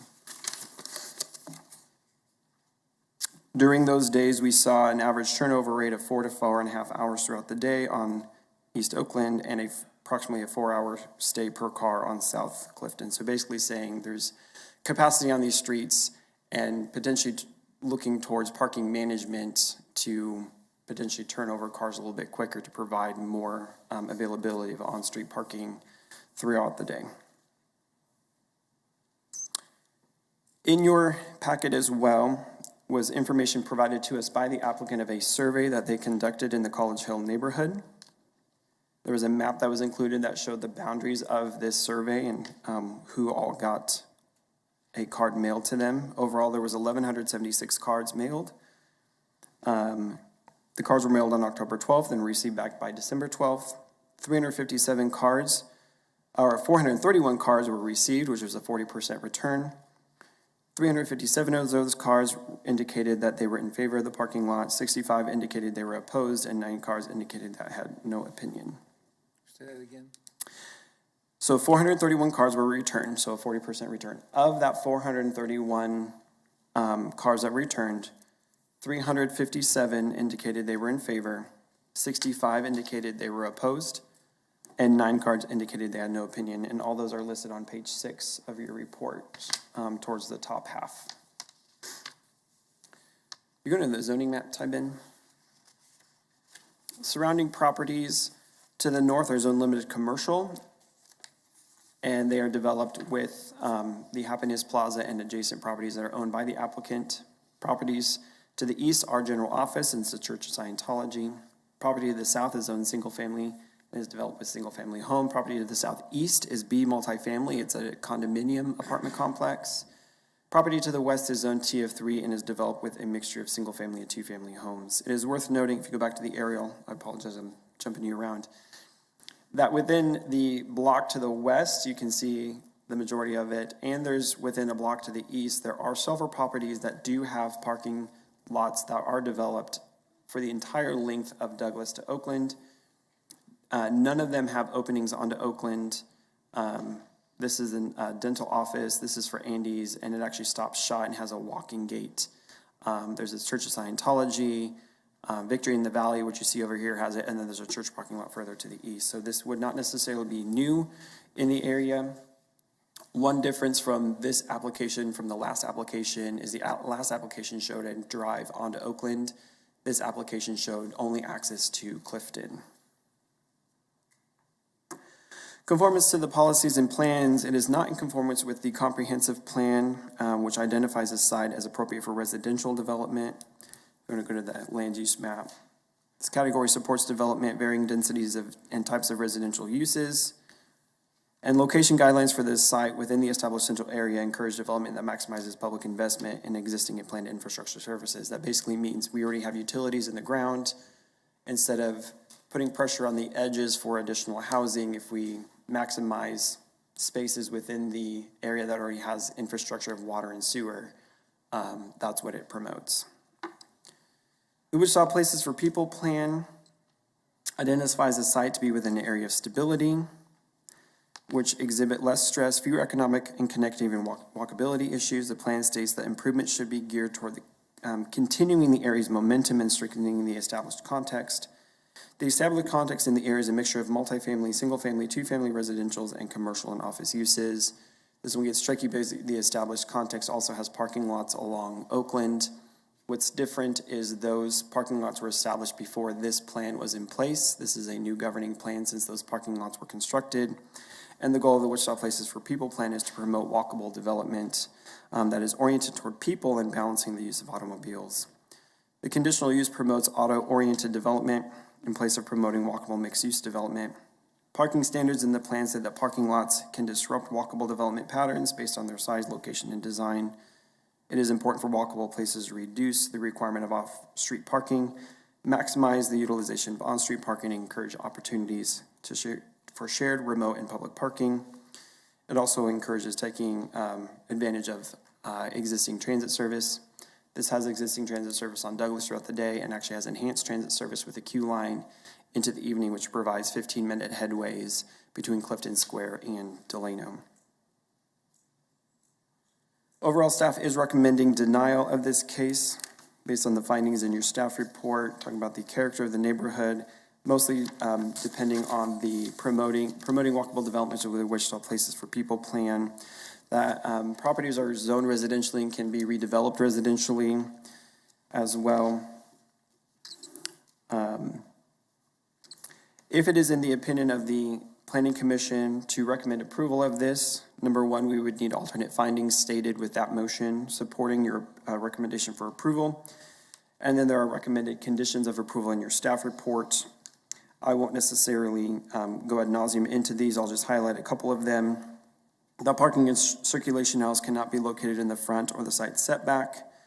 No entrance or exits allowed on Oakland. We would need a revised site plan to ensure that those parking spaces are outside of the setbacks, as well as providing the required screening and landscaping. Any outdoor lighting has to conform to the zoning code, which restricts the height of lighting to 15 feet within 200 feet of residential zoning. Signage would be regulated to TF3. Zoning district is just pretty limited. And there's other regulatory language in there for your consideration. In the staff report, there's a number of public comments. I also provided you an email, and at your desk is an update to that email. Mostly what's at your desk has additional letters of support towards the end of it. And obviously there's a ton of people here today who are willing to voice their opinions, and I will stop at this time to save our time for public comment, and I will stand for any questions. Questions for staff? Commissioner Aldridge? I've just got a brief question. You mentioned that a lot of the existing parking lots there are being underutilized now. Are those private properties? They are private, correct. So in order for the applicant to utilize those other spaces, they would have to have a use agreement for their private properties? Correct. And you talked about there was at one time a use agreement with the Scientology church across the street, or? During the 2021, they indicated they had leased it. It is my understanding that lease is still in place. I guess I could be corrected when the applicant gets up here to speak. Commissioner Green? Philip, you had stated that the design that they have shown for this parking lot, that the side yard setback and the front yard setbacks would have to be met, or there could be a waiver by staff to reduce that down, or a complete waiver. I see parking lots like Commissioner Aldridge has noticed. It appears as though a lot of those parking lots, not only just like right across the street on the east side of Clifton, these front yard and side yard setbacks are non-existent. Those parking goes right up to the property line and to the the street property. I guess I'm at a loss as to why they would have to. They could get that waived, but they would have to go through another process to have the front yard and side yard setbacks? That is correct. For example, the Church of Scientology across the street to the east is zone general office. Parking, number one, this parking for them is they have one parcel. And number two, in general office, parking is allowed within those setbacks. The parcels that are under consideration for today are TF3 and have to adhere to the supplementary use regulations. For example, the dentist office or medical office down on Oakland has parking to the edges as well. It is also zone general office. So this is really based on the fact that this is residential zoning for ancillary parking, where these others have higher intensity zonings that do afford parking within those setbacks. I do want to note one thing. I apologize. You've been waiting very patiently. There was some inquiry through this process of if or when a possible neighborhood plan for College Hill would be in the works. In late 2022, the city of Wichita did allocate funding for a College Hill plan. Currently, a draft RFP is under review, and staff anticipates that the posting of the RFP for bids will be in March, with hopeful retention and the plan getting underway late summer. Commissioner Foster, you have a question. Thank you. Two parts. Looking at the aerial, it appears that all of the on-street parking in this vicinity is parallel parking. Is that a correct statement? All right. When they did the parking study, when they calculate how much on-street parking is available, how big of a parallel parking space do they calculate? Typically within the parking standards for the city to say if you're going to be providing parallel parking either on the street or within a parking lot, I believe that the parking standards, and we can look them up online, maybe when we go to public comment, I know where they're at on the Public Works website, I can find the standards. Off the top of my head, I think a standard parallel parking space is anywhere from 18 to 20 feet, knowing you have to provide, obviously, for the length of the vehicle as well as maneuverability for that vehicle to get in and out. I would understand that the car park being a parking agency would understand what I don't know what standard they use, but I would assume that they use a pretty standard length. Scott? Yeah, I'll just jump in and say, with the car park study, all they do is go out and count parking spaces and then just count how many cars are there, how many are occupying spaces. So it's not based on any calculation of area, it's based on actual car counts. Madam Chair, this is Joe Johnson. I need to leave the meeting. Sorry. Okay, thank you for letting us know, Commissioner Johnson. Commissioner Duell. There's been several references to parking available at the Church of Scientology. And in the times I've been by there, I've never seen any signage or indication that people are allowed to park over there. My understanding, at least from the 2021 case, was that they leased that parking lot for the use of their employees. But I'll defer to the applicant on their purpose of using that lot or any type of advertisement for it. Okay, thank you. Any other commissioner questions? Commissioner Williams-Fay? Yeah, I was over there today, and there wasn't any parking available for the Happiness Plaza. Do they meet the minimum parking requirements now? Based on the administrative adjustment, yes. And keep in mind, there were 3 properties included in that administrative adjustment, where the 2 properties to the west were included to meet the requirement for 3555 East Douglas. So is the parking lot for the Scientology property, is that available during the day? I will defer to the applicant on their agreement with Scientology. I want to note that the administrative adjustment did take into account future uses and the empty spaces of the 3555. It did not only calculate a restaurant use. There were, it did afford a calculation for additional uses to occupy the 3555 East Douglas space. Any other questions for staff? If not, we will call forth the agent. And Commissioner Bill Johnson is leaving the meeting. Johnson and Johnson? Johnson and Johnson have departed. Madam Chairman, members of the Planning Commission, my name is Greg Ferris. I reside at 144 South Bay Country Court. I represent Happiness Plaza, who is the owner and applicant in this case. Clear up real quickly, while it's still fresh in my mind, the parking at the Church of Scientology. We have a parking agreement for employee parking only, and so that's what that's used for. The reason being, if you have anything different than employee parking, then you have to do some certain things with insurance and other things. So if you have off-site parking in other lots, you have to have certain insurance requirements and those things. So we don't have those.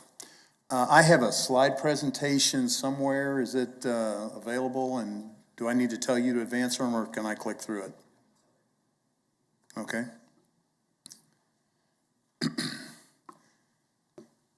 You can go to the next slide. I was not involved in the 2021 case. I was called afterwards. I got involved and I did some research, found out that the Planning Commission, you all had recommended approval of the PUD. It had gone to DAB, and there was some information that the applicant felt like wasn't presented properly. It went to City Council. I actually spoke to the council member, and he felt like the neighborhood just was not in favor of this. The applicant always felt like the great majority of the people were either for it or not opposed, and it was only a few loud people and had got their voices heard. So we decided the easiest way to find out was to send a packet to the area. And if you go to the next slide, please. And so you can see, we didn't just send it to a few houses next door to the area. We sent out almost 1,200 packets. And what was included in that packet, if you'll go to the next slide, was a pretty simple cover letter. I think you have a copy of it. It basically says, hey, we want to build a parking lot. We're doing some things. We'd like to know your opinion. It included the site plan that you've seen. And if you'll go to the next slide, which is the site plan, and we have no problem making the modifications. This was an artist's rendering. This was not considered to be a specific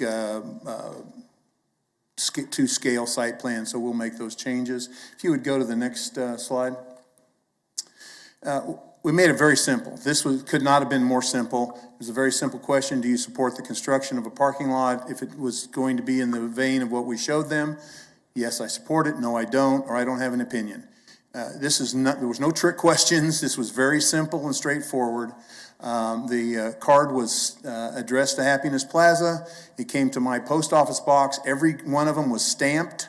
So all they had to do was, and I didn't even require them to put their name. I'd like to have their address and to make sure it was from the area and check yes or no opinion. It's very simple. If you go to the next slide. We thought we might get, 20%, 25% return. We got almost 40% back, which is a very large number if you know anything about statistical analysis. Normally when you send out things like this, you just don't get them back. So there was clearly a high interest in this.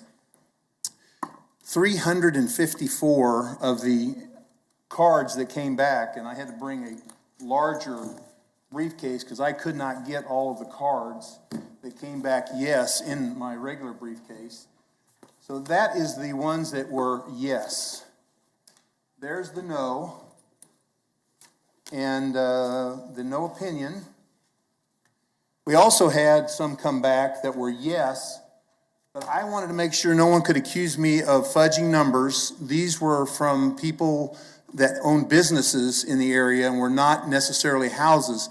So that's the last column. I did not count those in the 354 return because I want to make sure that there was no doubt that this was an overwhelming response of the neighborhood in favor of us building that parking lot.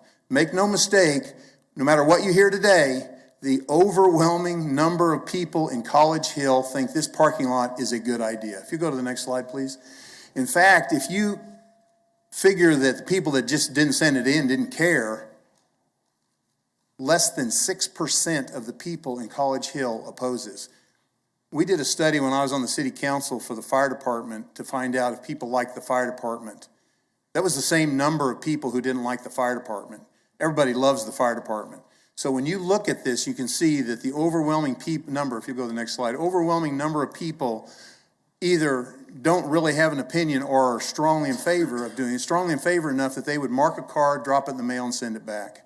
So there is no doubt that this is the way College Hill feels. If you go to the next slide. The city did a parking matrix and presented it to city council last year, and that was also one of the reasons that it was denied, is because it seemed like, well, there's plenty of parking. And the way they do a matrix is they draw these circles as they go out. Go to the next slide, please. There's several flaws in the way the parking studies were done. First of all, if you look at your sheet, there's 1,200 and some odd number of spaces that are available. It counts churches. Churches that are zoned SF or basically anything B and down, you're not allowed to park commercially there. I checked that out with planning staff when we were looking at doing some other things on this lot. And they told me categorically, you cannot park commercial on those lots. So when you get to look at what that includes, is there's 1,243 off-site park. Well, that's 544 of them we can't even use. Then, if you look even further, 345 of these are 10 blocks away or more. Now, this is Wichita. It's 15 degrees today. How many of you are going to walk 10 blocks to go to a restaurant? Not any of us. I'm sorry. Whether you like walking or don't walk, we're not going to do it. So when you really look at it, over 70% of what's in their list is not even available. If you go to the next slide. Plus, it also counts straight lines. if you really look at it, you don't get to walk a straight line to go from a side street to, you have to go down to the street, down, down, down. So if you look at these numbers, some of these become as much as, instead of 400 feet, 800 feet of walking. Again, that's 3 blocks. People don't walk 3 blocks in Wichita. And I know we have a plan that says we'd love for people to walk. It doesn't happen. This is Wichita. Just to give you an idea, if you park in the last space at any Walmart, the furthest one in the corner, which none of you actually try to park in, it's 450 feet. That's how far it is. That's the furthest. At Dillon's, it's 350. Why? They know that's as far as people want to walk. So I think that's important to understand. You go to the next slide, please. None of that really matters, however, because all that matters is the golden rules. One of the interesting things about the golden rules and about the supplemental use regulations is there is not one thing in them that say that we have to show we need this parking lot.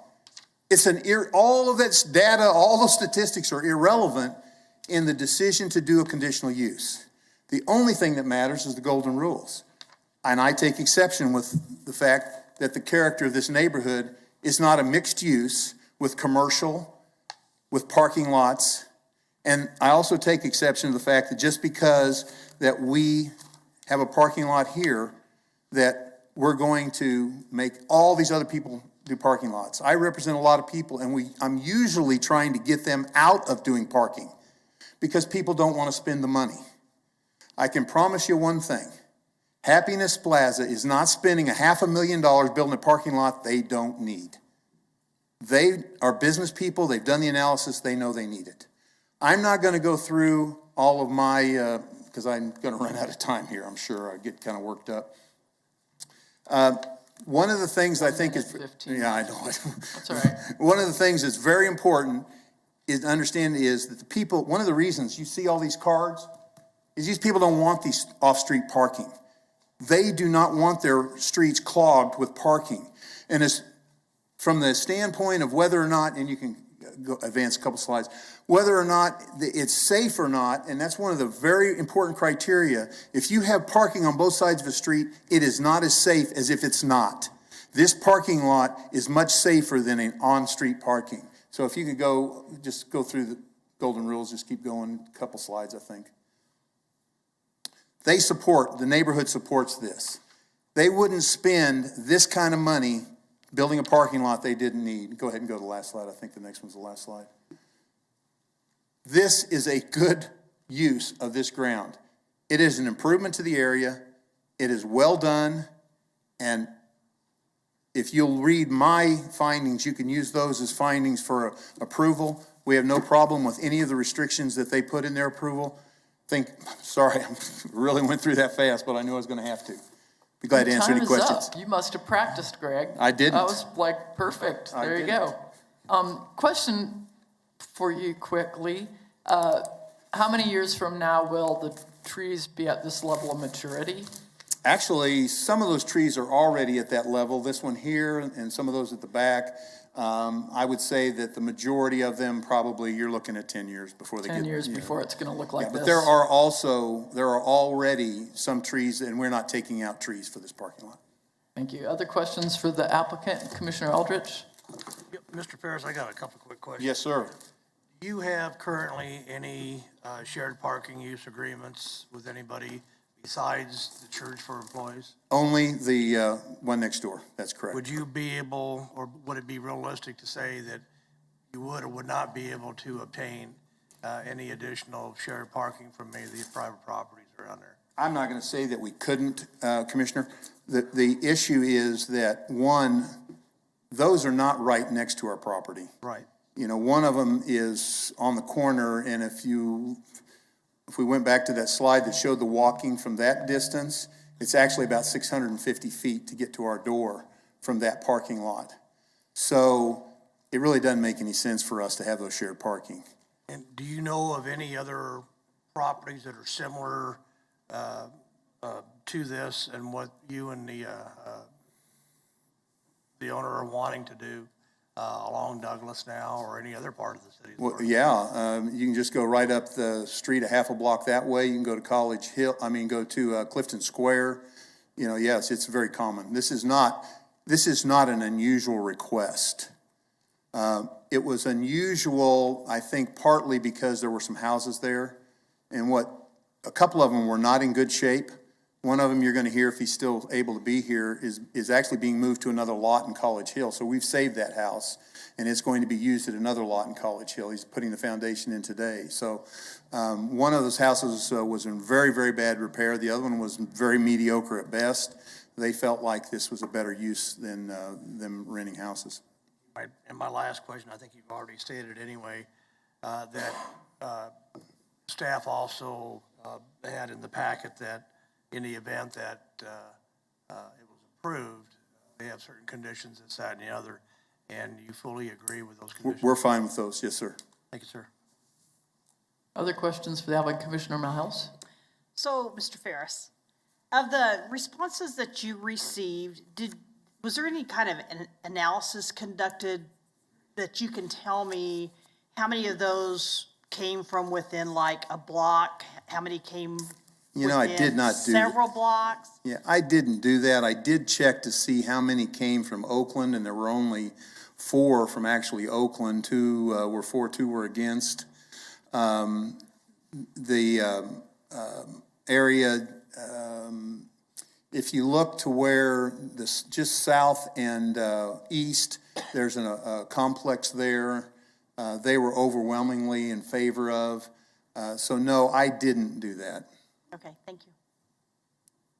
Other questions? Seeing none, we will move to the public comment section of the meeting.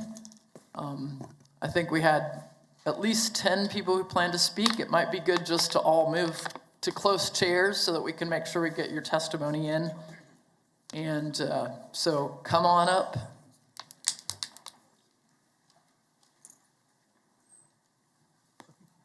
Pardon me? Yes, we have 1 hour remaining in our allotted time, so 3 minutes apiece. And again, we'll appreciate you minimizing or eliminating repetition of ideas and appreciate your coming to testify today.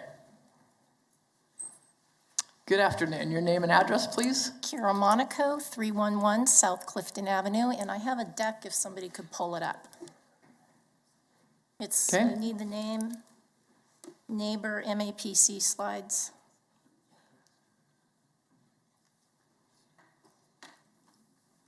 And there will be several speakers on this deck, so if we could keep it up, we can keep it flowing. So my major question here is, why are we here again? I mean, this is basically the same parking lot that was opposed last year. And it was opposed by the City Council by 6-1, the DAB 6-4, the MAPD recommended against, the College Hill Neighborhood Association, 33.75% of the College Hill residents living in the 200-foot zone objected to this, protested formally against it.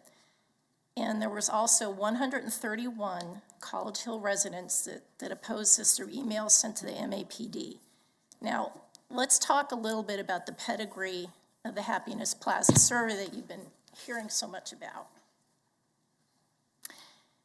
Surveys that seek public opinion should be conducted by unbiased people, not by the organization that seeks to have one side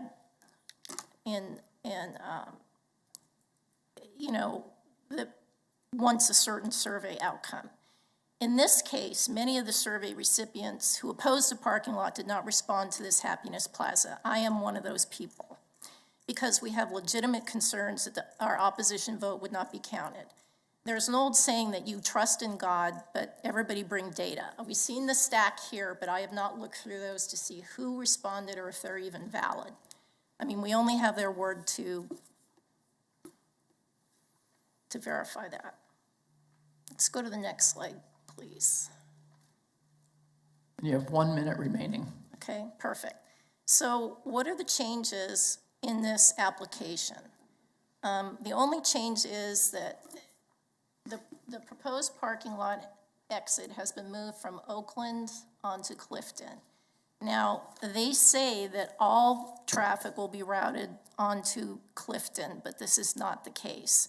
If you just look at the location of where the proposed parking lot is, it is almost directly across from Oakland Avenue. And if their position is that no traffic is going to be put on Oakland, I'd like to know what prevents traffic from going on Oakland. There are no signs, there's nothing preventing people from moving on Oakland, and in fact, that's going to be the preferred route because it is the most direct route to this parking lot coming from both Hillside and the freeway. So we are going to have a tremendous amount of commercial traffic moving along Oakland. Your time is up. Okay. Thank you for your presentation. Well, if you could keep this up. Any questions for the speaker? Okay, next speaker, please.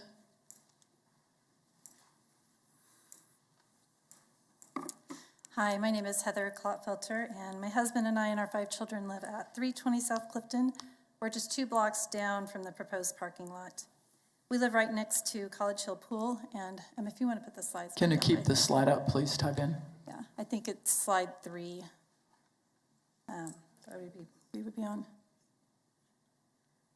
Anyway, we live just right directly next door to College Hill Swimming Pool. We back up to College Hill Park. The playground is just down from our house, so we know firsthand about the foot traffic in the area and the foot traffic that Clifton Street and Oakland Streets receive. Clifton and Oakland are some of the more utilized streets for walking in our neighborhood due to being so close to the park, the pool, and the playground. Along with neighborhood residents, many park visitors also walk these streets. And College Hill School also uses Clifton to walk latchkey children to and from the park and the pool. So this area and the street has a lot of families, a lot of small children that like to dart ahead of their families on foot or maybe on their trikes. A parking lot in a residential area emptying onto a residential street, especially in an area with such high pedestrian usage, is not only inconducive to a walkable neighborhood, it is simply not safe. And if you could go to the next slide, please. I'd also like to point out another factor that is impacting the area's walkability. Under the responsibility of Happiness Plaza, the corner has been very poorly maintained. For months, trash, limbs, and large amounts of broken glass have littered the area. At times, it's been so bad that we avoid walking there so we don't step on glass. After I called the city, I learned many other people had also been calling, and that Happiness Plaza was issued violations for that. But of course, the trash and glass are collecting again. So given that they do not currently take care of the property they now own, even while attempting to gain the support of the neighborhood, they're trying to attempt to gain your support, the DAB's support, and they still aren't taking care of this property. We have zero confidence they will suddenly change course and take care of a parking lot. I would also like to state that St. James Church has given written approval for their use for public parking in their lot at any time. I'd also like to say I also did not turn in my postcard because I also have questions of the validity of that and the trustworthiness of that survey. People do walk in College Hill. If anybody has gone to College Hill, we walk blocks. There are people that walk across from Clifton Square over to Happiness Plaza and vice versa. We don't need more parking lots. Thank you. Thank you for your testimony. Any questions for the speaker? I have one. A question from Commissioner Aldrich, please. I'm sorry. Yes. Ma'am, what's the difference between what they're looking at doing at this property and then what you see over at Douglas and South Route 10 now? Douglas and South Route 10. Oh, are you talking that about? Parking goes down in. Behind the medical. Okay, the medical office. Well, one, I would rather that parking not be there either. I'm sure the people that live there would rather not have a parking lot there. But I would say it's different because it is office use, it is day use. It is not, honestly, currently used all that much. You don't have headlights at night coming in, shining into houses. It's not emptying out onto Oakland Street there. It's not drawing a lot of traffic into that area. It's really just people that come in to go to the doctor and then they head out onto Douglas. So I think that's a very big difference. But otherwise, you still have an existing parking lot. Why do we? Still have an existing parking lot there. Yeah, we do have a parking lot there at Douglas and Route 10. Is that what you mean? Or Douglas, I don't know what the address is off the top of my head. yeah, I'm just making sure I'm understanding the right one. So, I'm sorry, was there another question? What? No, ma'am. Okay, thank you. Thank you. Any question from Commissioner Williams Bay for the speaker? Yes, ma'am. Can you? Sorry, you're getting your walking in. I've never had people ask me questions at one of these Got your before. steps. I just have a question. How much additional traffic do you see parked on Oak Lawn that go to the shopping center? Sure. You know, I live on Clifton. I drive down Clifton daily, several times a day. There is additional parking that does, especially I notice on Friday evenings and Saturdays, you'll see more cars. And I wouldn't want to speak to how that's affected their, you know, the people who live in Ogden. I know that affects them. I live, you know, right next to College Hill Pool. In the summer, have a good luck finding a parking spot in front of our house. But that is much more acceptable than a lot, and I know that. And really for the Belmont, it's mostly, again, on those, Friday, Saturday nights that you see more cars parked along there. A lot of them, I see it more on Clifton. Clifton's a lot wider. It's easier to park on Clifton or on behind the Church of Scientology. You see a lot of cars parking there. Wouldn't you think that parking on the street would be more dangerous than having a parking lot? I'm just asking a question. To me, and especially as a parent who has kids that like to go, down to these places and get ice cream and things, I am much more comfortable with cars on the street because my kids are on the sidewalk. Okay. Cars on the street doesn't affect that. Now, cars coming out of a parking lot across the sidewalk, that makes me nervous. Okay. It's harder to see, and latchkey walks right by there with, at least 30 kids every time they're walking back and forth. That makes me much more nervous than cars are just parallel parking on a street. Because they're crossing the street at corners, not in the middle of the street. Is that? Thank you.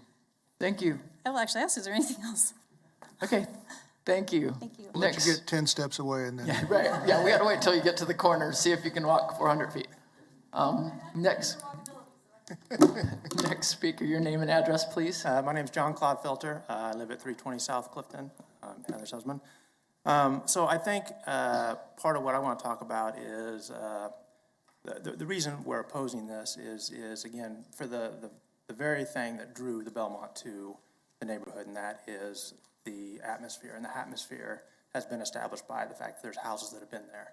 And taking out houses to put in more parking is counterproductive to that preservation and that draw that makes College Hill so unique. You know, right now, 33% of Oakland is paved. With this parking lot addition, that bumps it up to around 43%.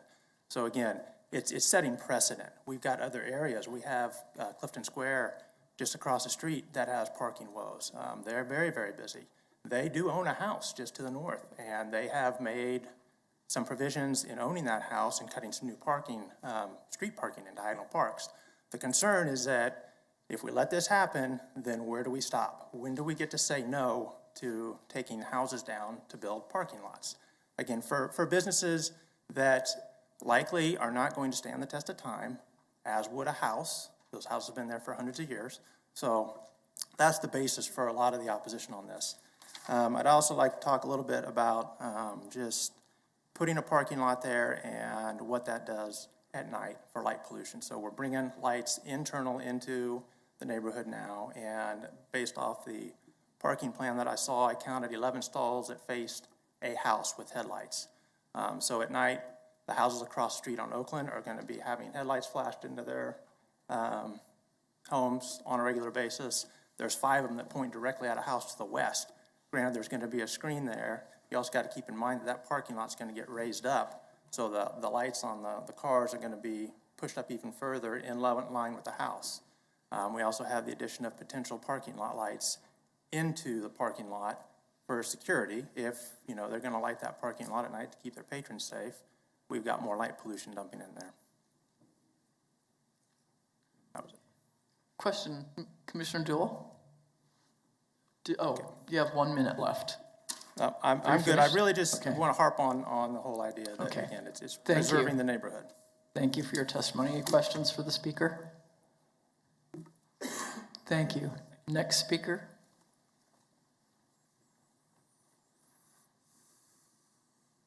Next slide, please. My name is Susan Miner. I live at 303 Circle Drive in College Hill.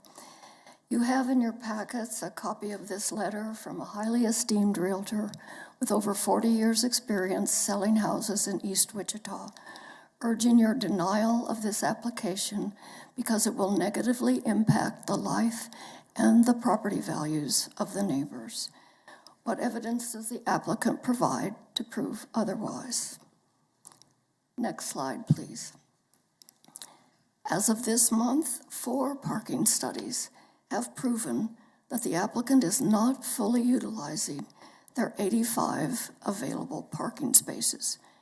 They are free to open these new businesses in currently vacant space without the new lot because the administrative adjustment that they sought and received from the city certifies that they have adequate parking for all businesses in the entire center. Since obviously many of their customers prefer to park on the street rather than the lots available to them, there's no indication that this lot would significantly change that preference and significantly reduce the on-street parking. Conditional use for business parking on residential property is still a parking lot for business use and therefore incompatible in the residential zone. The car park study shows more than adequate parking in the entire area, makes significant strategic recommendations for better managing the sufficient supply. In your packet, you have an email from another lot owner offering use of his lot. We urge you to allow time for your planning staff to develop an overall plan for the entire corridor along Douglas through College Hill, which in fact was indicated by the City Council when they voted to postpone their vote on November 9th, 2021. They mandated not just a parking study, a parking plan for College Hill. We urge you to allow time for that by voting today to deny this application. Next slide, please. Thank you. Any questions for the speaker? Thank you. Next speaker, please. Good afternoon, Chairperson Fox, members of the commission. My name is Greg Kite. I'm a local attorney and president of the Historic Preservation Alliance of Wichita and Sedgwick County. I am here on behalf of the Board of Directors and general membership. The office address is 230 North Market, Suite 201. The 2 houses which were demolished were both National Historic Register eligible. I personally offered to prepare Historic Register nominations and grants for their restoration at no charge. Those offers were ignored. These 2 houses were demolished 1 week before the City Council vote on the matter. However, the City Council did not reward that action and denied the parking lot. The 2 houses are gone, but the neighborhood was left with a mess. The restaurant owners professed their love for their neighborhood. However, they professed their love by tearing down the neighborhood. Now the restaurant owners are back again with a new tactic. The motivation of the restaurant owners is a self-serving business interest. The motivation of the neighbors is to preserve and protect their neighborhood. In the final analysis, you need to weigh and balance the following: family, neighborhood, and community on the one side, and a 29-space parking lot on the other side. We heartily appreciate you listening to our concerns, and we hope that you adamantly deny this request. Thank you very much. Are there any questions? Any questions from the commission? Thank you for your testimony. Next speaker.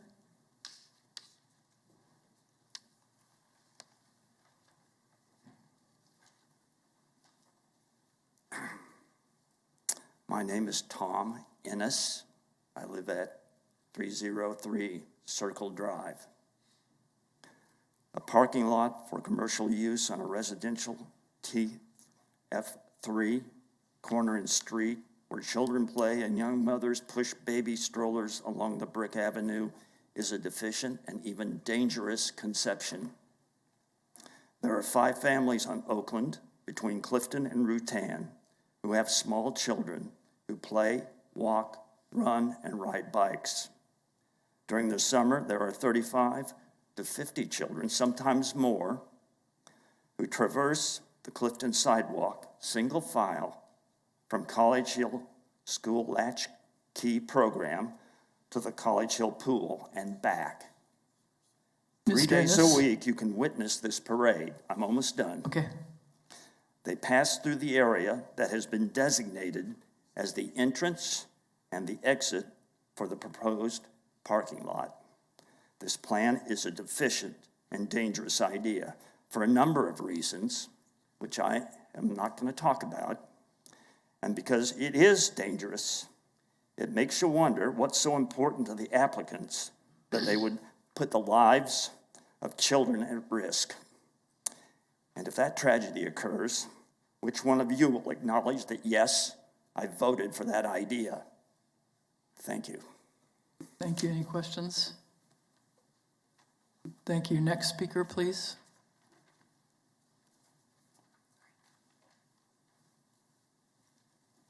Hi, my name is Patricia Heilman. I live at 139 South Fountain, and I'm on the board of the College Hill Neighborhood Association. So I wanted to just talk about a little bit. We mail postcards to our entire neighborhood for every meeting and thing, and we just called and found out for just residential addresses, it's 2,317 postcards for the neighborhood versus what was mailed is 1,176. So about half of the neighbors were potentially contacted. But further, we've had quite a few neighbors who said, I didn't get one, and I own 3 addresses in the area outlined by the applicant. I got 1 out of my 3 addresses. So there's some amount of strategic postcard sending potentially happening that made a lot of people sort of nervous about what the results would be from this postcard send-in. For instance, 65 people said no, we're in opposition on an easy to drop in postcard. I agree, very easy to do. Thank you for pre-stamping them. Over 100 people opposed via an email. They had to get an email address for, get a case number for in a lot of cases.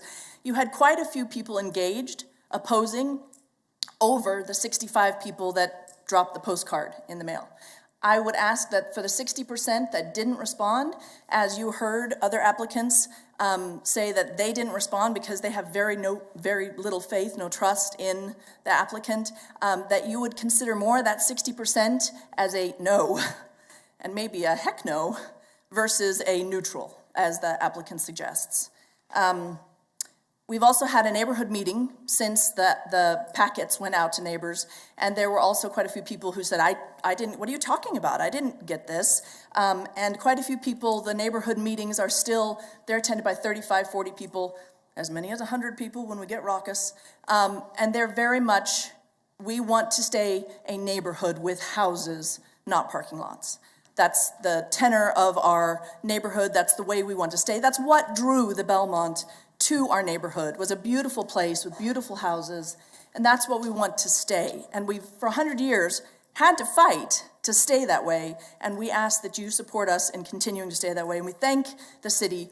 Our city council voted 6-1 to protect us just a year ago. So we very much thank you for your support, for the city's very hard work in keeping our neighborhood beautiful, walkable, and we ask that businesses who enjoy and love our neighborhood to be there to help them, and if they're not the right fit anymore, if they need more parking, go where you can get it. Go to those outskirts where you've got the huge Walmart parking lots. Go there and have your business. If you want to be here, be a good neighbor and not a tear downer. Thank you so much. Any questions for the speaker? Thank you. Next speaker, please. My name is Emily Taylor. I live at 4325 East Lewis, and I thought speaking after Trish about how much the city has supported our efforts to keep our neighborhood amazing. This would be good timing. So I'm the committee chair for the College Hill Neighborhood Association that has been working with the planning department towards the pursuit of a neighborhood plan and a protective overlay. We started this effort a couple years ago. because we watch case after case come to you, go to the city council, and it's exhausting. It's exhausting for residents, it's exhausting for developers, for planning staff to see us go through case by case, fight each little fight here and there, when what we really need is a unified system of expectations that will say, hey, here's how retail, residential, development, homeowners are going to play well together and really serve our community well for the future. So in the spirit of support, what we were working with our councilman last year for a few months to get funding put into the city budget to support a neighborhood plan.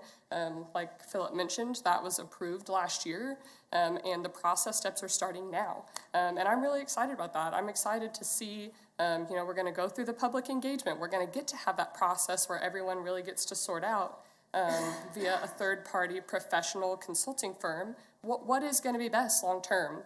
And I think, unfortunately here, our timeline to get a neighborhood plan in place and an overlay up for adoption is longer than the timeline that they have to wait to come reapply.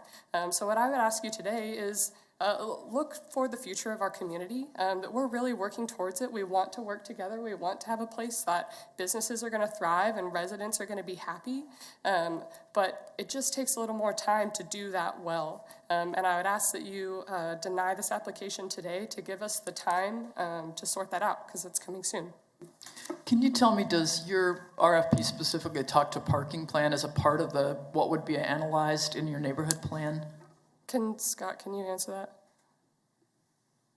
Sure, and I would be happy to share a copy of the RFP with the members of the Planning Commission so you can see it. It's currently in draft format, and what we do is we pose questions in the RFP. We don't specify what the solutions are, and we wait to see what the firms bring back in terms of their proposed methods and to get to a solution, a community-led solution.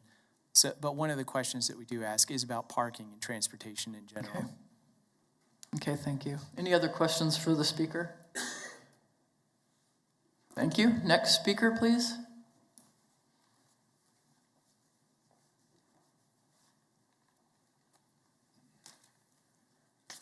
I'm Clayton Pearson, 1442 North Coolidge, which is in the North Riverside area. A couple of points that came out to me is in regards to the surveys. There's some for, some against, but what's the root problem? And to me, it seems like the common thread, regardless of if you approve or disapprove, is what you're focused on is that there's already too many vehicles causing problems in the neighborhood, including the people that are in favor of the parking lot. Their main complaint is, I have somebody parking in front of my house, I have somebody parking in front of my street, I'd rather have them in a parking lot. Part of the problem with that is, great, you have a new parking lot, you have new business generating new traffic, but you'll bring people back in. Your parking lot did not go away. You still have a parking space in front of your house. It's really not changing the equation, and it's not changing the root problem. The next point is, as far as people for places, ultimately one of the driving motivations of that is to try to make it just as easy to live without a vehicle as it is to live with a vehicle. And there is no better place than College Hill for that. When I have people asking me, where would you move if you wanted to live without a car? I say it's easy. You draw a box from Douglas and Edgemore, Central and Seneca, anywhere in there. The only thing that prevents me going south of Douglas is a 4-lane Douglas. That's reconfigured. You now have down to Kellogg. And another point I would bring up is I try to drive as little as possible. I do up to 4,000 miles a year bike commuting. So for me, I've done the impossible, it sounds like, is I have some friends that live near Fountain and Waterman. I bike to their house. I leave my bike at their house. We walk to Belmont. We walk to the Freddy's Custards. We like it. It's not a burden. It's what they moved there for. And if I'm north, I park at elementary school on the little pull-off that's normally a bus lane. The reason I go there, I never look for a parking spot. It's always there, and I can go anywhere in the area. And then if you even look at Entrust Arena events, Botanica, the riverfront, people routinely go 2,000 feet. 400 feet is not a problem. And as far as the safety. That concludes your time, and safety has been raised already as an issue, so thank you for your testimony. Any additional questions for the speaker? Excuse me, sir, did you say Commissioner you live in the Aldrich? North Riverside area? Yes. Okay, thank you. I live there, and then I commute quite a bit to Riverside. I would say the narrow, I love the parallel parking. I look for it. Thank you.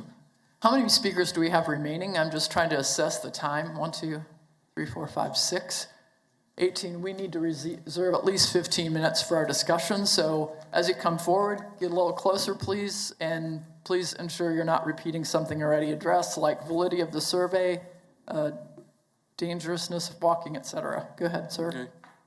My name is Jack Patton, 337 South Rutan. I'm the president of the Homeowners Association. No big deal.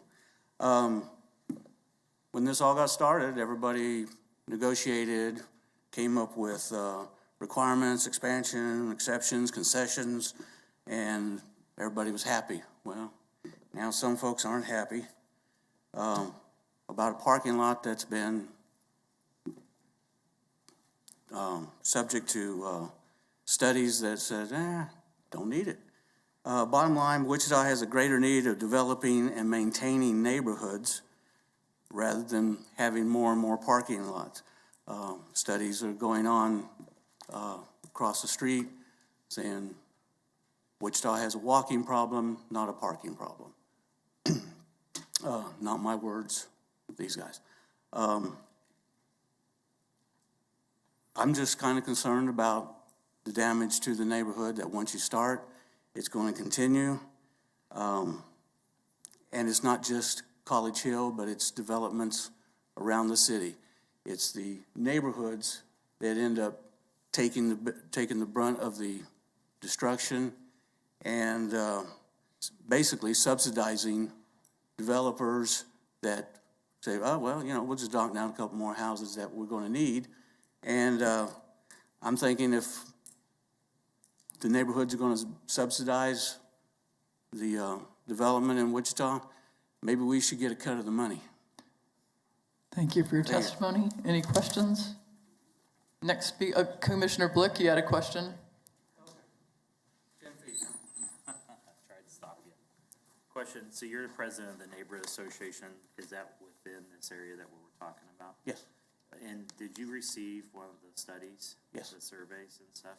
And so in your neighborhood association, is it larger than that study that was done, or is it within that study that was done? Like geographically, like houses and stuff? What? So they showed a map where it was within that. Is your neighborhood completely in that, or is it actually bigger than that? Because I heard another speaker Oh, it's say just College Hill. it's just all of College Hill, Yeah. so then it's north of Douglas also. And he mentioned the number of folks who weren't. Well, we've got people who've gone out and gotten protest petitions, which means you have to talk to them. You look up their address, you get the legal description, and then they have to sign it, which is a lot more a pain in the butt than just click, click, click. One of the people I talked to just now had 65. I have over 20, and I haven't even really tried. And so there's 4 or 5 other people going on that too. My question was, I was just wondering if your neighborhood association is actually bigger than what they actually mailed out. Was it 1,200 studies, because it goes further up north of Douglas? As far as I know, you just sent it to College Hill folks? I sent it 2nd Street, Kellogg, Hillside, all. Commissioner, or Okay, that's a question I just had. All right. Director Wadle, can you answer that question? I was just actually trying to motion for folks to get closer to the microphone. Oh, Sorry. Next speaker, please.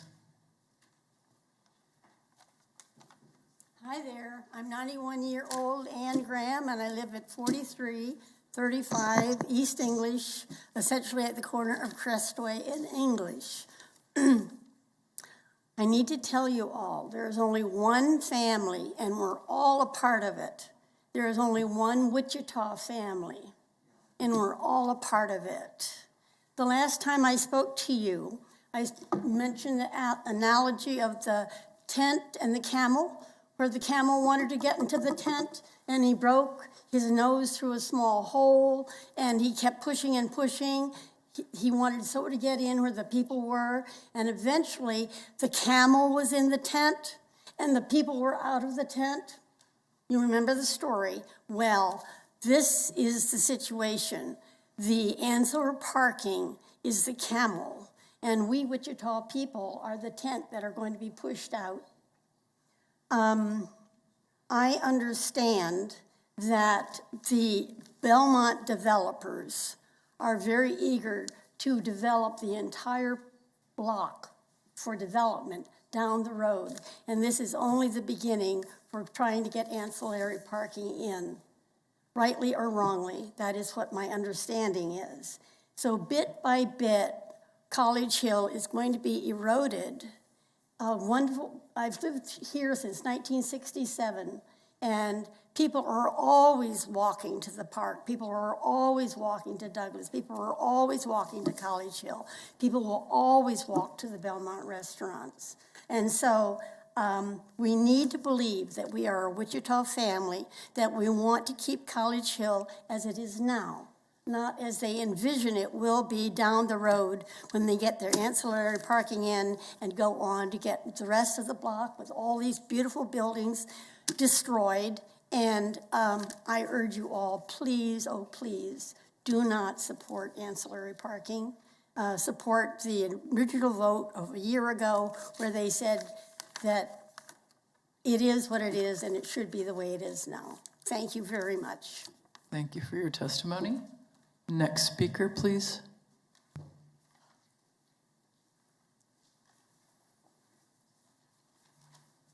Philip Martinez, 3323 Oakland. I live directly south of one of the existing commercial parking lots that is there now. This is my personal experience of living across the street from one of the existing restaurant parking lots that extend from Douglas to Oakland. I have called 911 to report 2 different armed robberies in progress. 2 arrests were made. Each time a getaway car was parked in front of my house. Another time at the end of a day, a restaurant employee attempted to steal the day's receipts. 1 arrest was made. His getaway car was parked in front of my house. One night after midnight, while sitting on my front porch, I observed 3 males exit a car that was parked in the parking lot across the street. They began to work their way down the street, breaking into cars that were parked on the street. I called 911. 3 arrests were made. Our family car was stolen from in front of our house. It was recovered the next day in the alley behind the home of one of the employees of one of the restaurants. No arrest was made. Westar had to replace a utility pole that was struck by a large commercial vehicle attempting to turn onto Oakland. The truck drove away. I reported the damage to Westar. Once, while standing on the curb in front of my house, I was struck from behind by an out-of-state commercial vehicle that was rolling onto the street. I lost 16 weeks of work and had to undergo surgery to repair my leg. That same truck struck the side of my wife's car, totaling $4,000 in damage. Recently, at 9 p.m. on a Saturday evening, I watched a pickup truck attempting to turn around mid-block. While backing out of a drive, they struck my neighbor's car that was parked on the curb. The parked cars sustained $2,500 in damages. I've personally observed all and been involved in all of these incidents.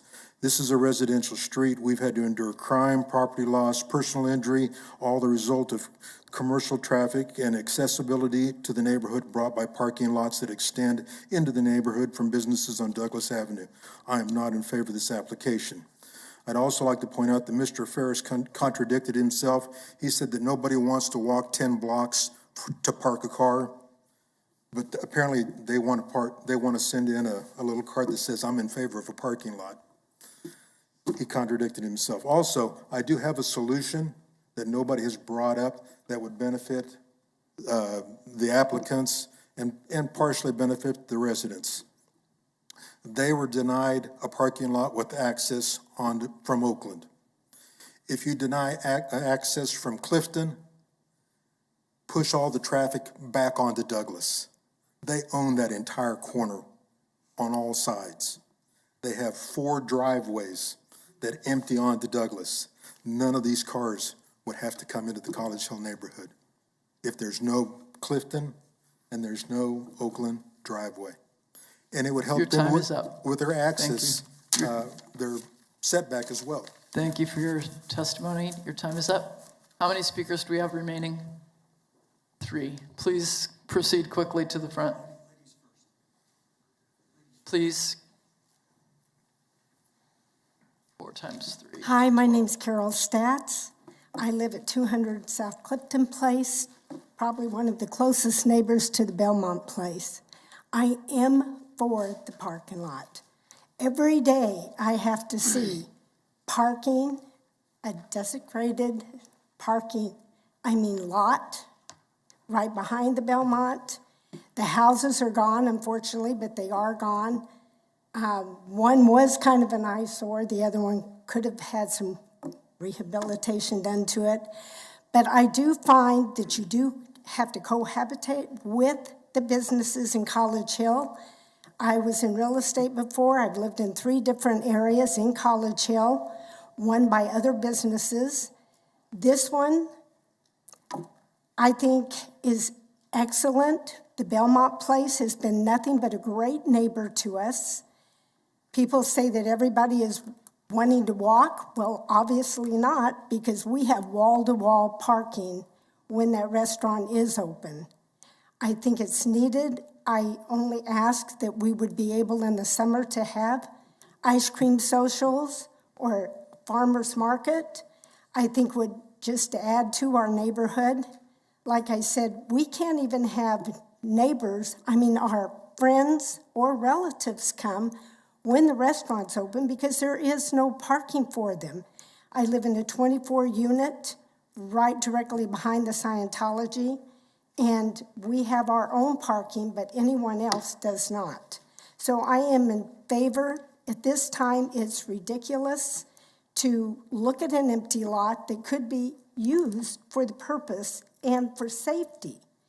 It's dangerous to try to even go down Clifton, and it's parking on both sides, and you can't even turn off at Douglas to get on.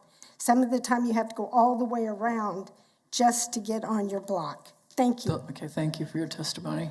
Next speaker. And we're going to, yes, next speaker, Hi, go ahead. My name's Mark Farha. I'm a resident of College Hill for 40 years. I live at 227 South Bluff. I have a contract to buy a piece of ground on the 400 block of South Rutan to move the one remaining house in this building site too. So no more houses will get damaged or anything of this nature. I restore houses and I do a hell of a nice job. I think this parking lot is absolutely necessary. I think the restaurant's, it's a great restaurant, it's beautiful. They did a very tasteful job in restoring it. And I think most Wichitans would agree. Thank you for your testimony. Any questions for the speaker? Next speaker. Good afternoon. My name is Amanda Marino. I live at 304 North Stratford. That is not in the College Hill area. However, my heart is in College Hill, as that is where I attend church and that is where my children go to school. I hope that you can take out the emotions provided by the others in discussing babies in strollers and dead children in a huge Walmart parking lot. Instead, I would ask you to focus on the fact that the people are coming, and they're not just College Hill residents, so it's not just neighbors walking in. Frequently, I am at the Belmont at different times of day. The houses are already gone. There is vacant space, and in looking at the maps that show you, almost every business along Douglas there, church or business, already has a parking lot that backs up to Oakland. They are one of the few businesses that does not. And in speaking about safety, as they have before, they're talking about headlights going into houses. I submit to you that if we're talking about street parking, that would happen much more frequently. Car doors, people talking right outside your front door with street parking. I also submit to you that street parking is more dangerous. Often when I'm driving down the street and there's parallel parking on the street and children dart between those cars. I'd like to think that all children obey all traffic laws and use the sidewalk always, but that's not true. And putting in a parking lot would be safer. Second, there's already a parking lot that exits onto that drive same as what they are submitting to you as a proposal. There's already a drive that exits that direction. So children must already learn how to be safe when using that sidewalk. I would also note that the first complaint that the Belmont ever received, and that I heard a lot of blowback from other church parishioners that I attend church with, is that they were most upset with the Belmont because cars were parking in front of their home. So the Belmont made signage and put signage out asking attendees to park other places and not in front of those homes. But eventually, the Belmont couldn't stop all of those people. And I can tell you from my experience that St. James is not open to people parking there. I'm a Blessed Sacrament parishioner, and every time we have a big event, the next Monday or Tuesday, you get an email from St. James asking us not to park there. The dates that were used for the study were flawed. The 9th and 11th were horrible dates to go out there. That's a Thursday night. And on the 11th, I can tell you that Blessed Sacrament hosted an event that had over 600 people in attendance, and I would say 70% of those in attendance were College Hill residents. No one was at the Belmont that night. They were all at Blessed Sacrament Church for a huge event, an art show that they had. I would also note that I have been a long-time coach of the fields that are located there on Douglas. I can tell you that I often receive emails from the athletic director and the church after games asking me to reach out to all of the parents and fans and asking them to not park on the streets by the houses every single year. They've even come to where they started hanging up a sign on the fence asking people to not park near those homes that are there at, trying to speak fast, but the streets that come along up to, up there, every year. The Belmont doesn't have the ability to reach out and email all of their constituents and ask them to find somewhere else to park besides in the street parking. But if you work in that area. Your time's up. Okay. Thank you for your testimony. Any questions for the speaker? And is this our last in chambers? We do have some online participants that have been holding with us. Your name and address, please. My name's Tom Nye. I live at 231 North Broadview. That's actually about a half mile from the Belmont. I own two properties. I own another property that's about 3/4 of a mile. Conveniently, that far away, we did get the survey. I didn't send them back. If you don't have an independent person. But first thing I'm going to do is rebuff what this gal said about St. James not wanting Blessed Sacrament people parking in their parking lot. That very much is true. I've lived in the neighborhood 63 years. I have a lot of friends at Blessed Sacrament. I've grown up with that church. I'm not a parishioner there, but I have lots of friends that go there. That's been an ongoing problem because Blessed Sacrament Parish uses up St. James parking lot. That's why they're not allowed to park there. I want to speak about the 3 local developments on Douglas that are owned by local developers. There's one at Oliver and Douglas that includes the Wine Dive, which is a restaurant. There's also Clifton Square that has 2 restaurants, and there's Uptown Landing that has the Vora. All 3 of those developments are local investors. They have done exactly what they said they were going to do from the first day. They haven't tried to change anything, and they have not tried to encroach on the neighborhood. Yes, they've all had some parking issues, but none of them have been trying to tear down any houses to address their parking issues. And speaking of the employee parking at the Scientology, every Sunday morning I go down, and that is the best time to see this, because this is well before they open it, like 30 minutes before they open. Every Sunday morning on the west side of the building, 8 to 10 of their spots are used by employees every Sunday morning. So to say they're short on parking spaces, they're not utilizing that parking spot over there with Scientology like they say they are. The other thing, they say they need the parking so they can utilize the rest of their building. They had 2 very solid tenants in there that their leases were not able to be renewed. And both those solid tenants are daytime tenants, and they have moved elsewhere in the neighborhood, but they've stayed in the neighborhood. One is a jewelry store and one is a salon. They were not allowed to stay, but they stayed in the neighborhood because they liked the neighborhood. They didn't need the extra parking, and they were daytime. So they weren't infecting the restaurant at all. They've also said, and it's interesting, I didn't read in the petition, but they also said that have been saying they want to put a speakeasy in the basement of the specialty store. So that would bring a lot of late night traffic to that parking lot and slamming doors, and I can't imagine you know, those people getting any rest. So I thank you very much for your time. I appreciate it very much. And I am a walker, and I'm going to tell you what, the overwhelming people in the neighborhood do not want this. I walk 60 miles a day, and I talk to more people on a daily basis in the neighborhood than anybody. Thank you. Thank you very much. We'll now move to online, virtual, and again, please be sure not to repeat anything that's already been presented. Name and address, please, of the next speaker. Virtual participants. Be sure you're unmuted.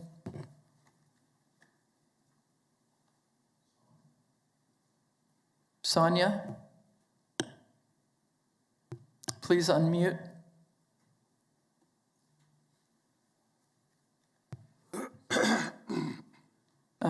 We're not getting a response. Tricia, please unmute. We'll give another 15 seconds. Anyone virtually who wants to speak on this item? All right, let's bring it back now to the commission. Again, thanks. Oh, we have 2 minutes for rebuttal. Greg, you aren't going to miss a beat. I know you're not. I know I'm going to be fast. All right, here we go. Two things. First of all, the survey, every one of those cards is reviewed by 2 city staff people. They went through every one of them, not planning staff. They were in the different office here. They went through every single card so they can verify that those were actually done. You know, you can question my integrity. I don't have any problem with that. It's been done for years. Traffic on Oakland, the traffic is already on Oakland. We're going to take less traffic on Oakland if we divert it onto Clifton. So the idea that we're going to increase traffic on Oakland makes absolutely no sense. We're going to be required to have screening. Landscaping will diminish much of the lighting. The tenants that moved out that they didn't even know they were moving out. They just signed the contract to buy it. They moved out before. They almost, so they didn't kick anybody out, unlike what this gentleman said on 2 or 3 different occasions. Most important thing, the sidewalk that runs along Clifton is on both sides. The pool is on the east side. So if kids are walking up and down there, they're going to be walking more on the east side than the west side anyway. So what we're doing increases safety. It does not diminish it. Getting cars off of the street is a good thing. Be glad to answer any questions. I'm not going to take a lot of time going over stuff. Questions at this point? Thank you all. I know it's a long day. I'll bring it back to the commission. What are we feeling after the testimony? Commissioner Foster. I'll keep it short. A couple of main concepts that were the logic behind not approving this, or denying it, was character of the neighborhood and walkability, both of which I absolutely believe in principle. But I think in this particular instance, the character of the neighborhood is not residential, it is mixed use. And a parking lot, to me, makes sense as a buffer use between the residential area and the commercial on Douglas. And walkability, again, I think it's important, but one of the aspects of walkability that we tend to forget is that it not only requires sidewalks and residents to provide the people to do the walking, it also requires destinations. I think this new business that is proposed that requires this additional parking is going to need this auxiliary parking lot in order to improve the walkability of College Hill and keep it one of the neighborhoods that people want to move to because it has walkable destinations.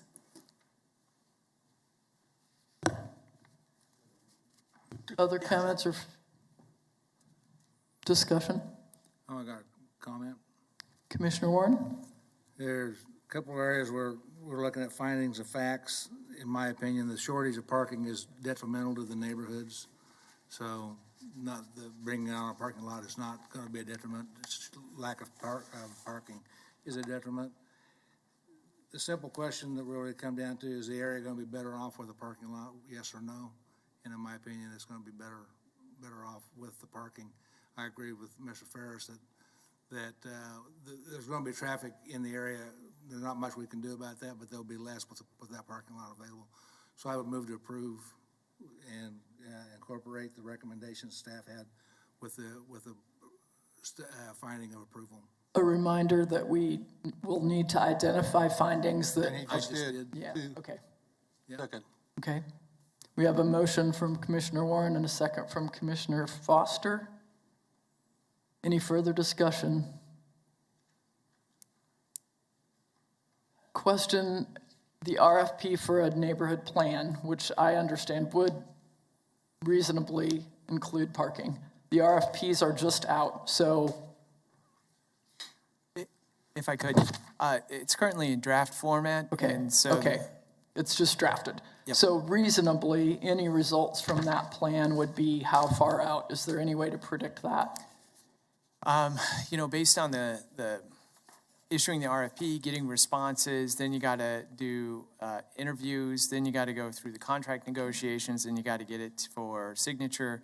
That alone will probably take it out until summer. I would say June, July-ish at the early, kind of to be a reasonable ballpark. And then any work after that, I would guess 6 months probably to do a neighborhood scale plan. So you're probably looking at the end of the year, beginning of 2024. But that plan would be the solution to additional encroachment on the neighborhood. That would be the place where the neighborhood would have the opportunity to define plans and create an overlay that protects additional space. Is that accurate? The plan itself would be a guide. If it is determined that an overlay is wanted and needed, which is the way that we're scoping this, but we still don't know for sure until we have those public consultations. If that is chosen, then that could add more regulations relative to, I would point to Delano as an example. I don't know that it's going to go that direction, but that is an option. Okay. Any other discussion? I think the only comment that I would have to make about that is obviously as we look at this case and we look at conformance to plans, just like if we were to create a plan for College Hill, obviously, conformance to plans, we have at least two, our community investments plan, that this is non-conforming, the Wichita Places for People plan, that this is also non-conforming. So I think, as I've always been told in the planning processes that I've been involved in, the plan is just a suggestion. It doesn't mean that it actually has to be followed. Okay, thank you. Other discussion? Then I would call the question. Oh, pardon me, yes? And I think we should probably have a roll call vote. And so the current proposal is for denial, so our. No. Well, we have a motion, I'm sorry. We have a motion to approve with findings. So an affirmative is an emotion for the parking lot. Correct. Okay. And I get to be the first vote? Yes, ma'am. Fox? Yes. Duell? Yes. McKay? Yes. Green? Yes.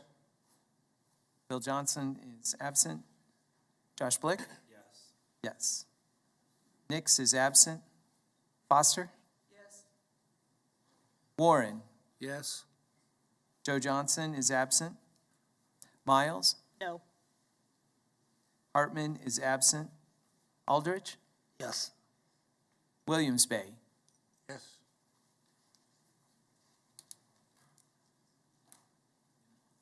Ma'am, I have 9-1. Motion passes 9-1. Thank you all for your testimony. We appreciate your feedback and inputs.